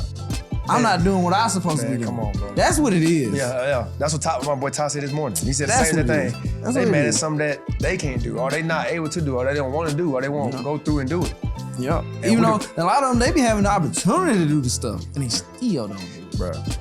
So you can't. So I know. I ain't gonna say his name. So I got a buddy right now. Man, lost his job and everything. And one of our other buddies was telling how he was feeling because he ain't been talking to him. Right. And soon they said, I said, I'm glad. He need it. Yeah, he needs Like, it. of course I want him to do better. Yeah. But at the same time, he's a guy. Yes. You need to fall in your face. Fall in your face. Because I promise you, like with me, I fell on my You gotta face. fall, bro. You gotta Like, fall. y'all see it. They see it. But man, it was days, man, I ain't know what I was gonna do. Yes. Like, That doubt creep in. man, I ain't That know doubt. what I was gonna do. Think about actually quitting one time. Yes. Like how's this gonna work? But knowing me, that character that I built from basketball, of course I'm not finna quit. There you go. And that's why sports is important. It's so important. Any athlete, I think this is a hot take, or whatever you want to call it. If you're an athlete, you was any good at it, you should be an entrepreneur. For sure. For sure. Because you apply them same tactics, them same mentality, you're gonna be successful no matter what. Fighting through adversity. Yeah, because you used to failing and getting back up. Just that alone gonna make you successful. Make you way better. Yeah. Right. You're gonna try to figure out all the ins and outs of it. And then eventually you're gonna be where you at. For sure. Like eventually, and that's another thing too you said about journey. Like a lot of people gotta realize, I've been seeing entrepreneurs, they've been hitting their goals fast, but they feel like they missing something. They feel like, dog, I need to do something else. Like, no, the journey was the excitement. Yes. You have to enjoy that, the process. Even though you be but that's the thing you have to look towards. Yes. Is the process. Because once you get there, you be like, dang, I did. Yeah. You be shocked. Like, oh dang. Yeah. Because I'm speaking from experience. Like, bro, my dream was to be in all black, walk into my studio with my flat screen TV. Wow. After a big shoot, I made about $6-8 grand off of it. And I'm sitting here like, I just did that. Bro. I've done that a couple times and realized like, okay, I gotta come up with something different. Yeah. I got to. Yeah. Because if I don't, I'm gonna be complacent. You're gonna be complacent, bro. You're gonna be right there where you at. So, but yeah, the journey thing, man, that is it. However you growing it, whatever you doing in between the success, the actual success, and the journey, that road, that's it. That's it, You need to be focused on that and enjoying that. Yes. Trying your best to enjoy that. Yes, for sure. But man, heck yeah. I kind of rambled a little bit. No, that was good, bro. People gotta hear it. People hearing it from two different perspectives. Yeah. Like the older adult and then the younger adult. Like you gotta hear both perspectives. You getting the same message, but two different perspectives. So that's good. Like you speak to somebody, and I'm speaking to somebody, and when you said it, it reminds me when I was your age. And then hopefully when you get to my age, like, damn, Shane did say that. So that's the point, bro. That's the whole point. Yeah, for sure. And I feel like a lot of like younger people, they struggle with like this my age and down. Is reason why they quit is clarity. Yeah. We don't have clarity. Yep. Cause every time I feel like quitting, I had enough clarity to be like, man, I'm straight. Yeah, I'm good, bro. I'm like, fine. That perspective, like, it's crazy. That perspective, like, damn, I am not doing too bad. I'm not. I'm straight. Like literally, I do that. Sometimes I look around. I'm good. Yeah. I don't know why I'm even tired. You know what I'm saying? But you know, I was blessed to have somebody be like, nah, man, just do this. For sure. Do that. Sure. And then next thing you know, my own ideas start coming up. But I had the clarity to do it. Yeah. So I'm really speaking to the parents. Actually. Yeah. You got a kid, whether they 25, 19, 16, and they actually want to do something, give them clarity. Give them clarity. Let them know that you there with them. Right. Like, let them know that whatever, if you go down, I'm down with you. Yeah. If you up, I'm up with you. Yep. And literally, just that alone, man, you gonna see your kid do so much. You have no idea. So that's just a message for the older people too. Yeah, for sure. For sure. But anyway, what do you want the SB Fitness legacy to be?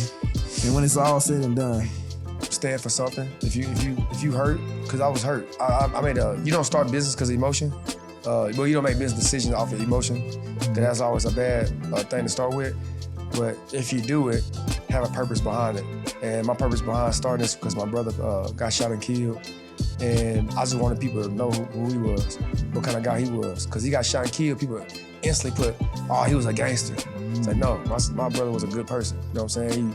He loved other people. He expressed himself to other people. He gave people energy and confidence. He was a very confident person. It's like when he passed, he put that confidence in me. I was a very shy kid. But when he passed, it's like he gave me all of that confidence, like all of that. Like I just started acting like him, start talking like him, start mannerisms like him. Right. So I just wanted SB Fitness to be a brand to where it was a guy from Tupelo, Mississippi, and he was hurt. He was trying to solve an unsolved mystery, and he started a company to let people know that, and he's not gonna stop until he do it. That's why I want SB Fitness is the journey alone, but persevering, getting over. It's the way. It's really therapeutic. It's really like a therapeutic type of brand to where this do something that helps you get over something without being negative. The hood way to respond with that, when your brother gets shot, you shoot somebody else. My way was to make it business. I'm gonna fight back with the finances. I'm gonna fight back with the lawyer. I'm gonna fight back with, I made a whole crime to a business. now, thank you for that person for doing that, because not only that my brother ain't gonna be bigger than ever before, but I get to eat off of that for the rest of my life. Yeah. So yeah, that's what SB Fitness gonna be. That's what's up. Yeah, man, I love to hear that.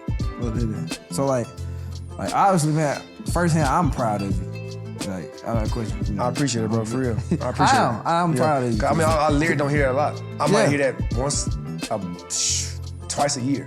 Yeah, I feel it. Yeah, but you can't be scared to say that, bro. Like, I'm proud of Keyshawn. Like, but I tell you that though. Like, bro, you a dog, bro. Like, you did it. You know what I'm saying, you ain't doing it. Of course, you're doing it because it's future things to come. But you did it, bro. You did it. And I've been around the world. I seen other places. I've seen other studios. I've seen other people that's doing podcasts and videography and media guys and content creators. Man, they ain't touching you, dog. They ain't touching you. Because how you did it, like, you made nothing to something. They started with something and kind of just went there, but you started from below this carpet and kind of went up. So, yeah, bro. Like, man, I appreciate it. I'm impressed. Like, really impressed. For real, I appreciate it. But anyway, like, and that's so true about us men. We don't hear that as much. And like, I make sure I say that when I know it's the right time to say it. I just don't say it just to say it. Yeah. But yeah, I make sure I do that, because like, man, you never know what a person going through. You never know. Never know. But if the younger Shane could see you now, what would he say? I would embrace my family more. Like I said, I got a close-knit family, like super close. But I was so like, I just grew up in an area where family was just in-house. And I knew family from like St. Louis. I got family from Mississippi. I got family everywhere. So like, if I was younger, I would embrace that family more, bro. Like, I would have told them to come to more of my games. I didn't really make them come to my games. Like, I don't have to. Like, y'all know what's gonna happen. We're gonna play. We're gonna come back home.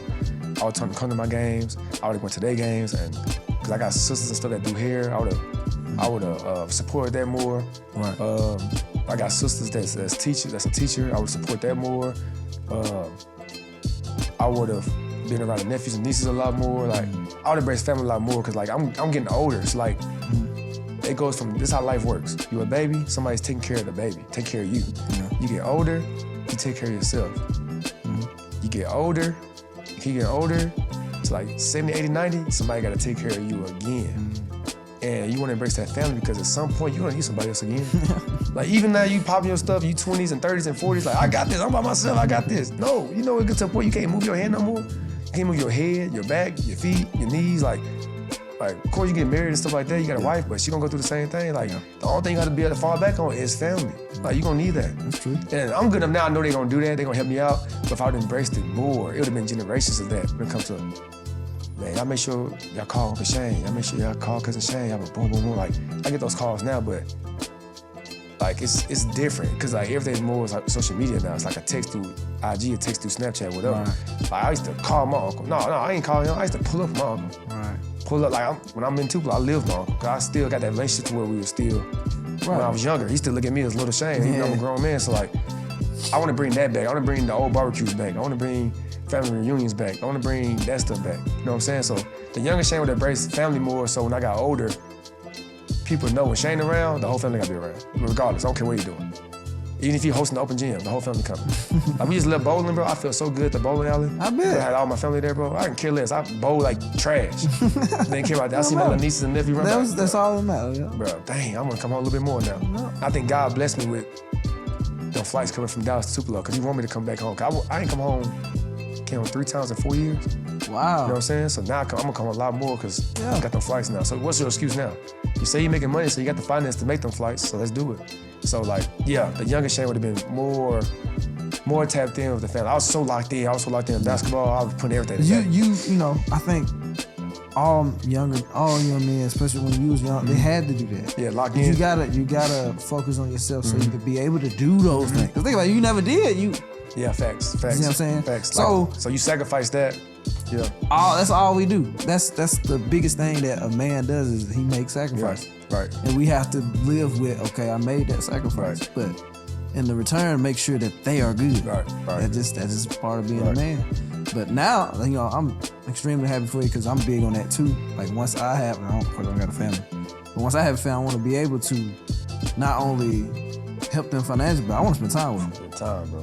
So when they need something, I'm there to say, stop. Yep. This is how you do it. This is how you should go about it. I hear that a lot from the NBA players I train. They always gone, always on the road, always hitting. Yep. So they come back, it's like, dang, my kid walking now? My kid can say, Dang, he talking like that? And so like, they missed out on it. So like, that's why I was like, you know what, bro, if I was younger, I would have had that relationship better with my sisters and stuff like that. We close as hell now, but if I would have had that back then, bro, it'd been so much I would have knew before then. Like, I could have stopped a few things, you know what I'm saying? I got a few sisters that got pregnant earlier, or I got a few sisters that didn't make the grades they wanted to make, or they got in trouble they shouldn't. If I was just tapped in with them younger, could have stopped a couple things, but you know, God gonna do what he gonna do. But it's more like, if I was tapped in my family more, maybe my brother don't get shot and killed. Maybe he moved with me to Georgia. Probably, You just never know what I'm saying? Like, which I would never question it, but what if? That's all it is. That's what I'm saying. That's all I'm saying. But I mean, you think about it, man. I've been seeing celebrities like Jamie Foxx, anybody though, when they in the bed, they're finna die. Guess what? They don't say nothing about no dang money. They trying to see who's around their bed. That's it. That's the only thing. It don't matter how much money you got. That matters, bro. I promise you. That money can only do so much, bro. But I have learned this. I'm like, man, and a lot of people, I don't think they just realize. Well, of course, I think older people know it, but like us, like in my 20s, we'll never think of it. Like, our money is really not for like success. It's for your health. It's for us to live longer. That's it. That's it. That's really what it's for. That's it. Like, when you I've been seeing older people. When you watch close, you see older people that's smart. They realize, I gotta stay here long enough for not only my kids, but my grandbabies to get somewhere too. Or to be a little bit better. Without, you know, before I get out of here. So like, man, that's something I realized, like, man, my money ain't really for me to splurge. It's really for me to stay alive. Yeah, for the next and for me to stay here. Unless, like I said, God, like, everybody has a purpose. Your purpose is this, your purpose is this. That's true. When you serve your purpose, God gonna say, it's time to come home. And when it's time to come home, it's time to come home. That's crazy. He gives everybody an assignment. Once you accomplish that assignment, it's time to go, bro. Ain't no negotiation, bro. It's over. You finna go somewhere else that's better anyway. So, yeah. You better work while you can. That's it. Shoot. I be telling people, like, man, and I'm the type of person too. I'm in the stage right now. Like, man, I'm leaving some more people behind. I used to always tell them, like, man, you either come with me or you get left behind. And I want you to come with me though. But man, I don't care if you are in a different industry. Like, man, we can still learn together. That's it. But like, you either get on it right now, or I'm finna leave you, man. And I'm at that stage now. I had to cut off some more people. Like, man, but not cut off. It's just we just not. Our minds are totally different. That's all it is. That's all it is. That's all it is. It's kind of crazy how that works, though. For sure. But shoot, what's next for you in 2025? 2025. And like, I guess great, man. I really tapped in. So when I first started, I was doing all fitness training, and I was doing all uniforms and apparel. This year's been a lot of basketball training. So 2025 was the first year that I started training kids again. So when I first started, I was just pros, college pros, whatever. Then I was in college, and then I did high school, and I'm tapping to that youth, like the 8th grade, 7th grade, 6th grade group. So like now, I'm building my own NBA players because I started with the NBA player, they already there. Right. College, they almost there, but you just gotta tweak a little bit in their game, they can become a pro. High school, you kind of getting ready for college. You're not worried about pro because you can get ready for college. Right. Now, when you start off young, you can mold it. It's like pretty much raising the kid. You can mold that kid to be mature, respectful, stuff like that. So now I'm way more sharp as a trainer than I ever have. Like, I done seen it at the very top. Now I'm teaching the kids pro stuff. So imagine you now, like, you know how you graduate high school. You're like, dang, if I go back in high school now, I'd be killing these kids. I'd be having 40 points because you know more now. Because you done seen it at an angle. Imagine you getting knowledge from a trainer that's been training NBA guys that played 12 years, 15, 17 years in the NBA. I would be right now. You in 7th grade, you getting that knowledge. That's the stuff I'm on. That's why all my 7th grade, 8th grade be killing. Like, so I got an 8th grade team in Dallas. I put a team together with all 8th graders. I put them in the men's league. Oh, wow. Bro, we went 10-2 in the men's league. Dang. Cooking. Like, we play, we got a couple of those, like 4 adults that come and play here and there when the kids can't, because they got homework to do, or they got to be at bed certain time, because the games be like 9 o'clock at night. So, like, most time they play, they won, like 10-2. That's crazy. They got the knowledge of they got more knowledge than an adult on the court, because they getting it from somebody that's already training guys. So, like, But we running all type of stunts, all type of moves. We doing ISOs, we doing the pick and roll, pick and pops, dribble handoff. We doing everything. Like you weren't supposed to even know this to college probably. Wow. So like most of my kids that's gonna go to 9th grade next year, they gonna be starting varsity as a 9th grader and like not starting cooking. So like when they go to college, they're gonna be pros already. So like that's what 2025 I've been doing, bro. I just been giving the kids the pro book. I love it. Yeah. I love that. Like I said, if I would have had that, bro, that's what I'm saying. And I had the work ethic. That's the thing. If you got a kid that got just the work ethic, it's over with, man. It's over with. We teach that film though. We break down that film. Yeah. We teach that offhand. Make sure the offhand sharp. And we teach the importance of making a shot. We ain't shooting to be shooting, dog. We just be efficient. Gotta be efficient, bro. Golly, cause that I was kind of like that. I changed my shot in high school like 4 times to get it perfect. And so like it showed, like it really showed. Yeah. And like I said, I used to watch film too, like about 3 hours a day. Then I used to work out in the morning for like 5 hours, from like 5 to 10 until it got hot. Then I go in and watch film. Then I used to shoot from 3 to 8, 3 to 9, until I couldn't move the next day. It's a luxury. It's like taking a test and you got the cheat sheet with you. When you watch film, that's how I feel. Like. And the coaches see that too, though. They be knowing that. They be knowing. Now you mad because the other players ain't on your type of knowledge. So like now you throwing passes that you should have been there. Like it's like, dang, why you not watching film, bro? If you'd have watched it, you know you're gonna be open if you just turn your head around. Or on defense, you know you can be in that spot because they got from the back door. You like, so simple stuff. I'm big on that film, bro. I got really big on it my sophomore year in college. That's when I became All-American my junior year, and then I just been addicted to it ever since. How was that All-American? Like, I know that. I know. This is how I put in perspective, right? So district, what Houston, 3A, 4A? Yeah, they like 3A, 4A. So 2 are like 6A, whatever. It's still whatever. So let's say you get first team all 3A. First team all 3A, district 3. You're like, oh, I made all district. Parents posting it. Oh, my kid made all district. You posting it. I made all district. Yeah. It's like, that's cool. Then you might make all state. Oh, man, I made all state, all 3A state. That's cool. Right. Or you may make all South. That's like 6 states. That's cool. I made all American, bro. That's crazy. I'm not finna take that for granted. Like, I did when I was in college. I was like, that's cool. Bro, that mean they picked 15 players in the whole country. They're like, you all American. And it's like, bro, that's hard to do, bro. That's a lot. This ain't all district. This ain't all conference. This is all American, bro. That's crazy. That mean your stats gotta be crazy. Like I put up 25, 5 assists, 5 rebounds, 2 steals, like shot very efficient, 1 games that I needed. Like, you gotta be like, okay in basketball. Just okay. Like, I'm like, that's tough to do.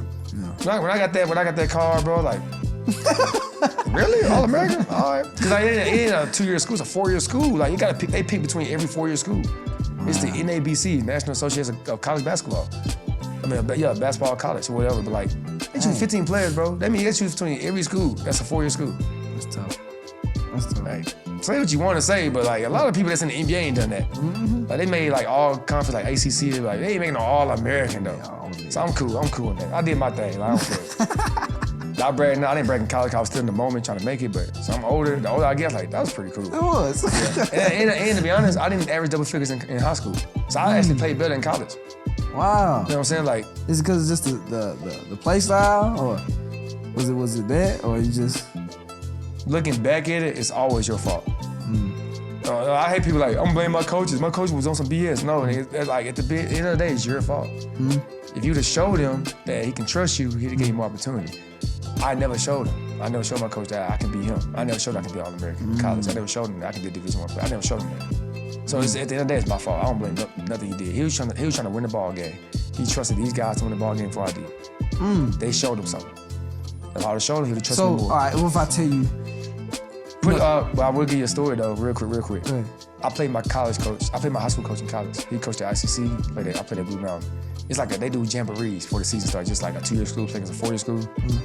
I had 35. So I got my payback, yeah. That was in 1 half too. Yeah, you got it. 1 half. The second half would have got another 20 something. I would have got 50 on it. The whole time, I ain't say a word to him. I said what's up to him for the game. He didn't even know. Like man, you look different. Like, yeah, it's gonna look different, all right. You don't know these players come to me. These players in this school go to me. This ain't high school where it went to 12 different people to end me. I fried him. I ain't gonna lie. I bet you did. I didn't feel sorry for him. I swear I did. I fried him. I needed that game too. That game gave me all the confidence. I was like, yeah, I'm gonna be all right. That's it. Yeah. Dang. Yeah, for sure. But, you know, I'm about to tell you, that's a story I had. I think it happened to me because that wasn't my calling. He had to stop me. Yeah. Cause like my junior year, I had a freakish injury. I wasn't supposed to play that year. Oh, dang. Where I had a big vein in my lower area. It clogs up, and I can't run and jump. But I had a breakout season. Yeah. Like you can go watch film. I'm running still, like nothing happened. But every time I fall, like I do later, I fall because it's hurting. Wow. I used to faint in the locker room. Not going for the game? After, because I be in so much pain. That's crazy. So like, that was my breakout season, Yeah. and I still worked harder than anybody. And so then I used to work out after that season, junior year. I worked out 5 times a day, even traveling 2 hours just to go hoop with AAU team. That's crazy. See what I'm saying? Okay, you see that, right? Yeah. And he noticed. Even that, he knew me when I used to practice before high school, how many hours I did, the 10-hour thing. Right. So like, senior, I'm like, yeah, he finna let me go. Cause I'm better, I'm healthy.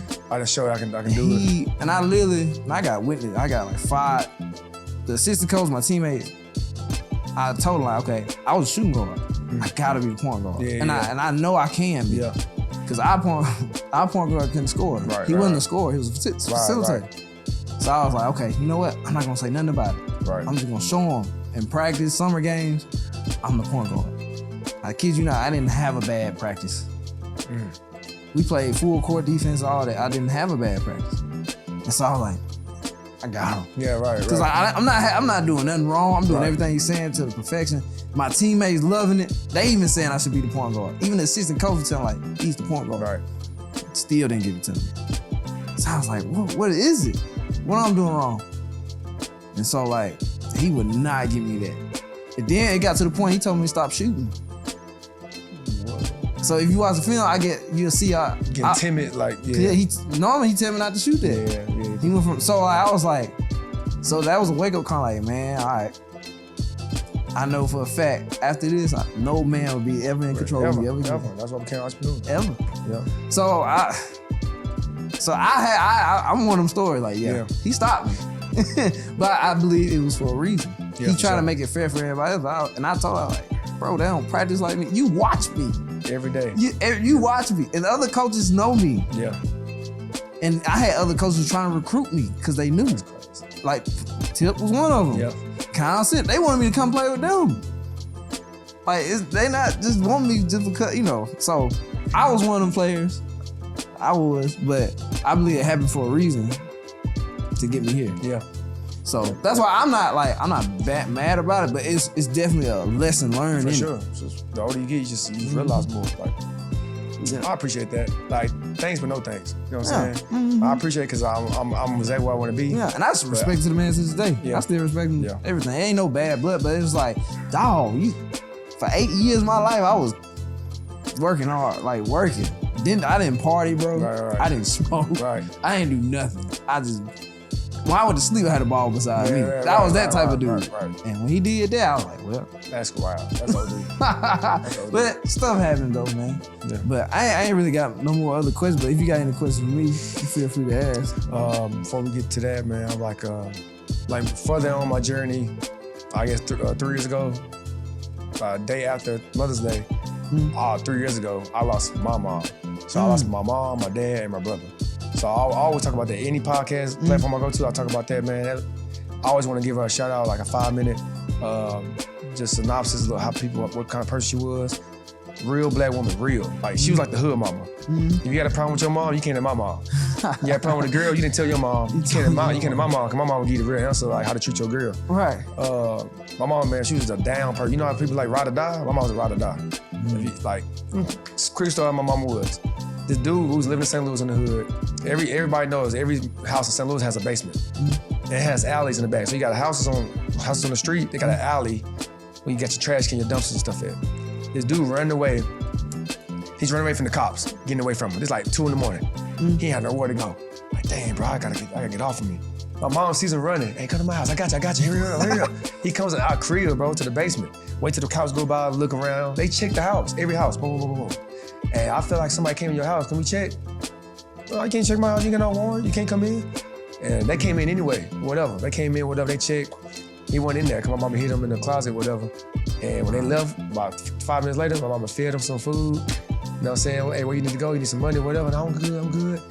And he went on about his way. So that's kind of my mama was. You know what I'm saying? Like, my mom was 20. My mom had 6 kids when she was 24. She had 8 total. She raised all of those by herself.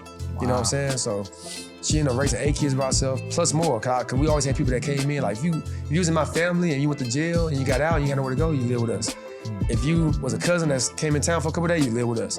If you had problems with relationship, you move out the house because your wife was tripping, your girlfriend was tripping, you kicked out the house, you come live with us. Like, we didn't have much room. Like, we had like 3 or 4 bedrooms at the most. And like, mom had her room, the girls had their room, the boys had their room. And she made sure everybody was fed. We might have ate the same thing every day, chicken every day. It don't matter. It tastes like the best chicken every time I got it. You know what I'm saying? My mom was a person where she didn't have no job. My mom had a middle school education. You know what I'm saying? Like, middle school. But education don't make you smart. Experience make you smart. Going through stuff make you smart. Like, I got a master's. I can't teach you how to raise 8 kids. You know what I'm saying? Like, she raised 8 of them. I can't tell her to raise 1. You know what I'm saying? Like, you know what I'm saying? My mom was very real. Like, she did what she had to do for our family. She finessed a lot of people. Like, looking back at it, my mom was if she didn't have money for Christmas, it was almost every Christmas, she made sure she bought gifts for everybody. The whole hood had gifts from my mom. The whole family had gifts from my mom. So like, she didn't have the money, but she found a way to get it, to make it happen. Whether that means join the church and the church would help her, whether that asked for donations, whether that was something to do for our family, bro. Like, I always gotta give my mama that time, cause it's some single moms out there that get discouraged, and they got 1 kid, and that dad ain't in their life or whatever, and just don't fall off, don't give up. You know what I'm saying? Like, that woman raised 8 kids by herself with no excuses. My mom don't believe in excuses. You give my mom an excuse, she don't fuck with you no more. That's how she was. And all the single moms out there, like, I'm big on that. Like, man, don't give up on your kids. You said it earlier, like, embrace your kids' journey. Embrace your kids' goals in life. If you ain't got the finances, find a way to do it. Ask people, reach out. Don't be holding that grudge.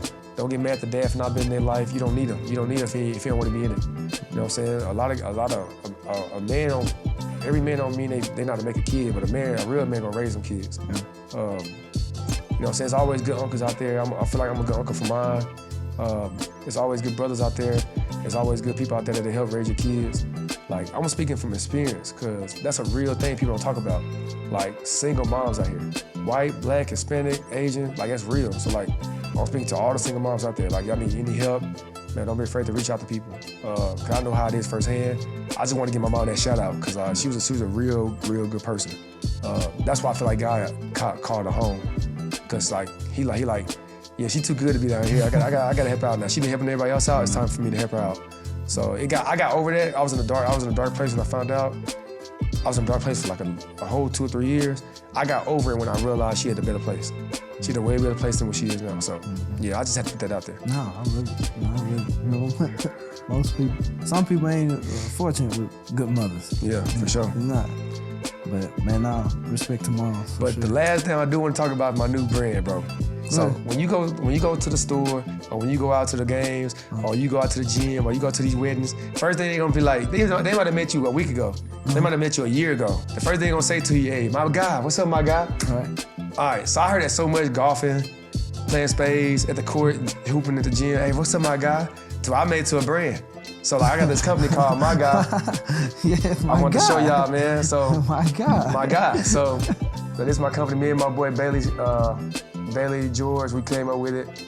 Of course, it's under the SP Fitness umbrella, but it's My Guy. So we end up trademarking this thing. So you can't steal it. It's our thing now. Really? Yeah, Nobody didn't trademark. As long as it got the period, My Guy. So this is wear that, somebody gonna say what's up. Yes, sir. My Guy. Yes, sir. So this is my company. Y'all check it out, man. You can go on Instagram, My Guy Unlimited. You go in there, you can see our website, you can order a shirt. We got shirts and we got the shorts to work out in. Let us know, man. We'll give you a good little discount. Just DM me on my Instagram page, Shane Butler _. But yeah, this is my new baby. And don't worry, ladies. We got my girl coming in July. My girl. So we are good. We good to go, man. Like But yeah, bro. So make sure you give me your addy, bro, so I can send you some merch. I got some merch in Dallas. I can send you some. So yeah, this my thing though, bro.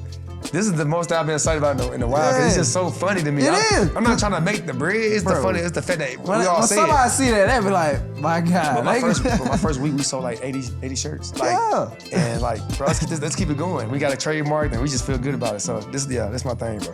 That's what's up. Yeah, definitely a plug for sure. Yeah, that's gonna be his own segment. And also, congrats to all the graduates. My little sister made me wear this shirt, man, so I like it. So, Madison, I love you. I got this shirt on for you, so. Shout out to Madison. Shout out to Madison, bro. Yes, sir. Hey, respect. Hey, my man. My guy. See, my guy. I think I said that as soon as you walked in the door. I'll tell you. My guy. I'll tell you, bro. We got slides coming, backpacks coming. Don't worry. You're going to see my guy. You gonna be like, Shane said it, bro. We're going to blow it up, bro. So, yeah. Hey, I'm going to have to wear it for one of the podcasts. I got you, bro. I promise I got you. For sure. You ain't got to, I got you, fam. I got you. Most definitely. Shoot. Like I said, you ain't got nothing else for me, man. Yeah, man, I got one. I do got one. How you deal, cause I know you hear about it, and you can talk to the audience or whatever, man. How you deal with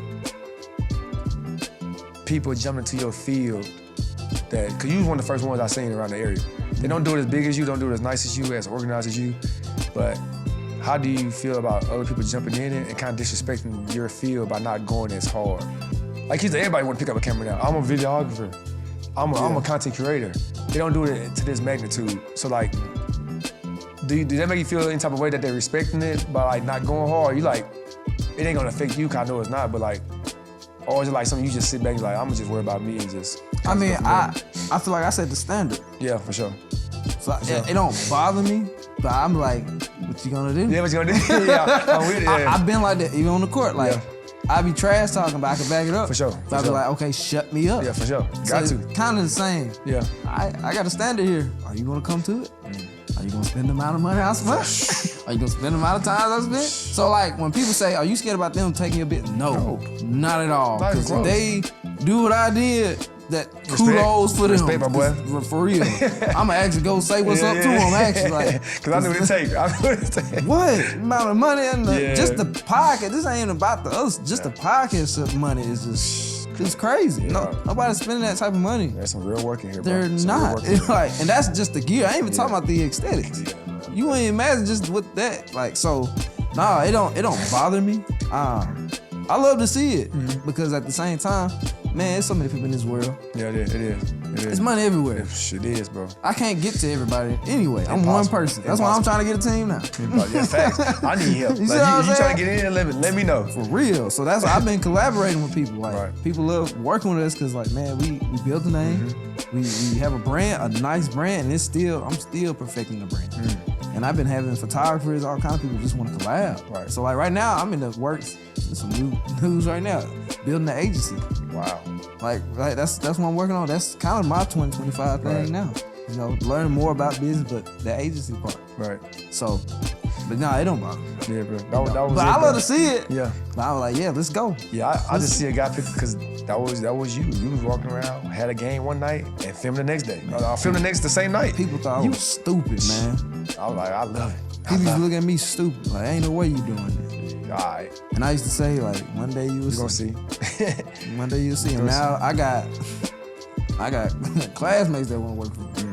And they was, man, what talking about? Man, let me come work with. I mean, I just laugh, but it's like, that's crazy. You the same one. Talking about, dang, bro, you gonna record? Sweating Jersey? Yeah. So yeah, I just dropped 20, but I'm gonna go record, yeah. But you know, I've been down it my whole life, man. Yeah. Since I was born, like I had family members that thought I was gonna be crazy, because you know, just how my dad was and stuff. Like, I've been down it my whole life. I always tell people that. This one I knew you don't care what nobody said. This one I knew. Talking about me? Yep. This one I knew. When you change your hair. I can work with him. I can mess with him.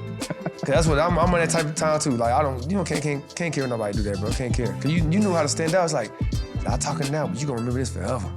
You know that kid with the blonde hat, you gonna remember this forever. Like when you see me, that's like, marketing. That was marketing then. I was doing it then. That's marketing That's then. exactly why I kept it. Yep. That's why I still got it now. So when you see my face one time, you know exactly. Man, I seen him somewhere. Whether you make fun of it or not, you That's gonna your know. best investment to this day. Low key. Low key. Yeah. Everywhere I go, they be like, bro, I know you. Yeah. That's best investment. If they see me once. But yeah, that's just part of it. Like, but yeah, I don't care. Like I said, I've been down it my whole life, bro. So I'm used to it. Yeah. I've been used to being picked last and have to come up from where I was from. Yeah. So like I'm used to it. But nah, my main thing, I try to inspire people. That's all it is.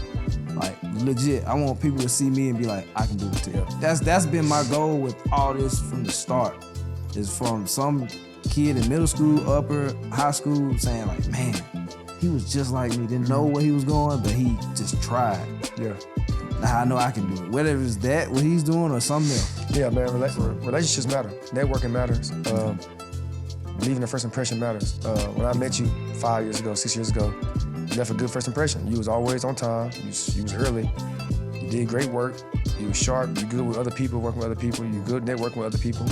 Of course, I didn't have nothing promised for you then, but you was like, oh, Sean, thanks for the opportunity. I was like, bro, this is all I need to hear from you. And like I said, I hope I did the same thing for you. I hope I was respectful to you and your family.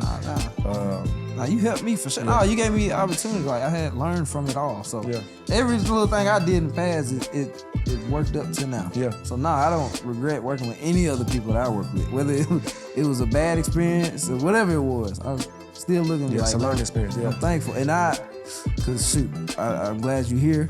And that's why I told you I'm proud of you. I've been watching, but I do want to thank you for even just letting me even come to one of your camps and kind of putting me under your wing at the time too. Cause a lot of people, you ain't got to do that, you know. Man, you really didn't. Yeah, you can worry about yourself and do your own thing. Right. So I do want to thank you. Yeah. It's like, man, I've been lately for the past 2-3 years, I've been like, man, people been just dying that was kind of really important to me. Bro. And it's like, Scared. man. Like, yeah, it's Scared. crazy, yo. I just made a TikTok about that, saying like, man, I just met her. Like, I just was talking to the lady that was supporting me. And like, I didn't hug her how I wanted to hug her. You know what I'm saying? So like, man. So that's why I always give my flowers to people that I know that gave me any little lesson. Anything. I make sure. Yeah. But I ain't gonna hold you up, man. Oh yeah, bro. Look, that's it. I appreciate it, bro. Look, keep doing what you're doing. Let me know if you like one of my clients that you look at that you think could be a big guest to your show. I can put that plug in for you. Just let me know, bro. I'm pretty sure you know everybody here, so. But I am tapped into a lot of Mississippi State players, Ole Miss players. That'd be like the biggest guys in this area, so just let me know, bro. I can tap you anytime. Any coaches, whatever, let me know, bro. Let me know. Yeah. Hey, we might need to do something together too. You never know. Yeah. You know, some video brand or something like that. Brother. I'm here. I'm here for it. So I got the flight now, so we good. We good to go. That ain't nothing to do, so. Get that thing going, but man, I appreciate you, man. My guy. Heck yeah.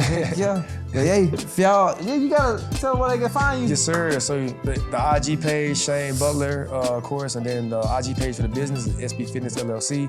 The uniform website is sbfitnessllc.com. Of course, you got the My Guy brand with myguyLimited.com. Man, send us email at sbfitnessllc@yahoo.com. The phone number is 662-321-2930. And reach out for us for uniforms, training, management, content. Make sure you reach out to us, man. We definitely got the services for you. Don't be afraid, man. There's no bad question. We're always here for you, so I appreciate it, man.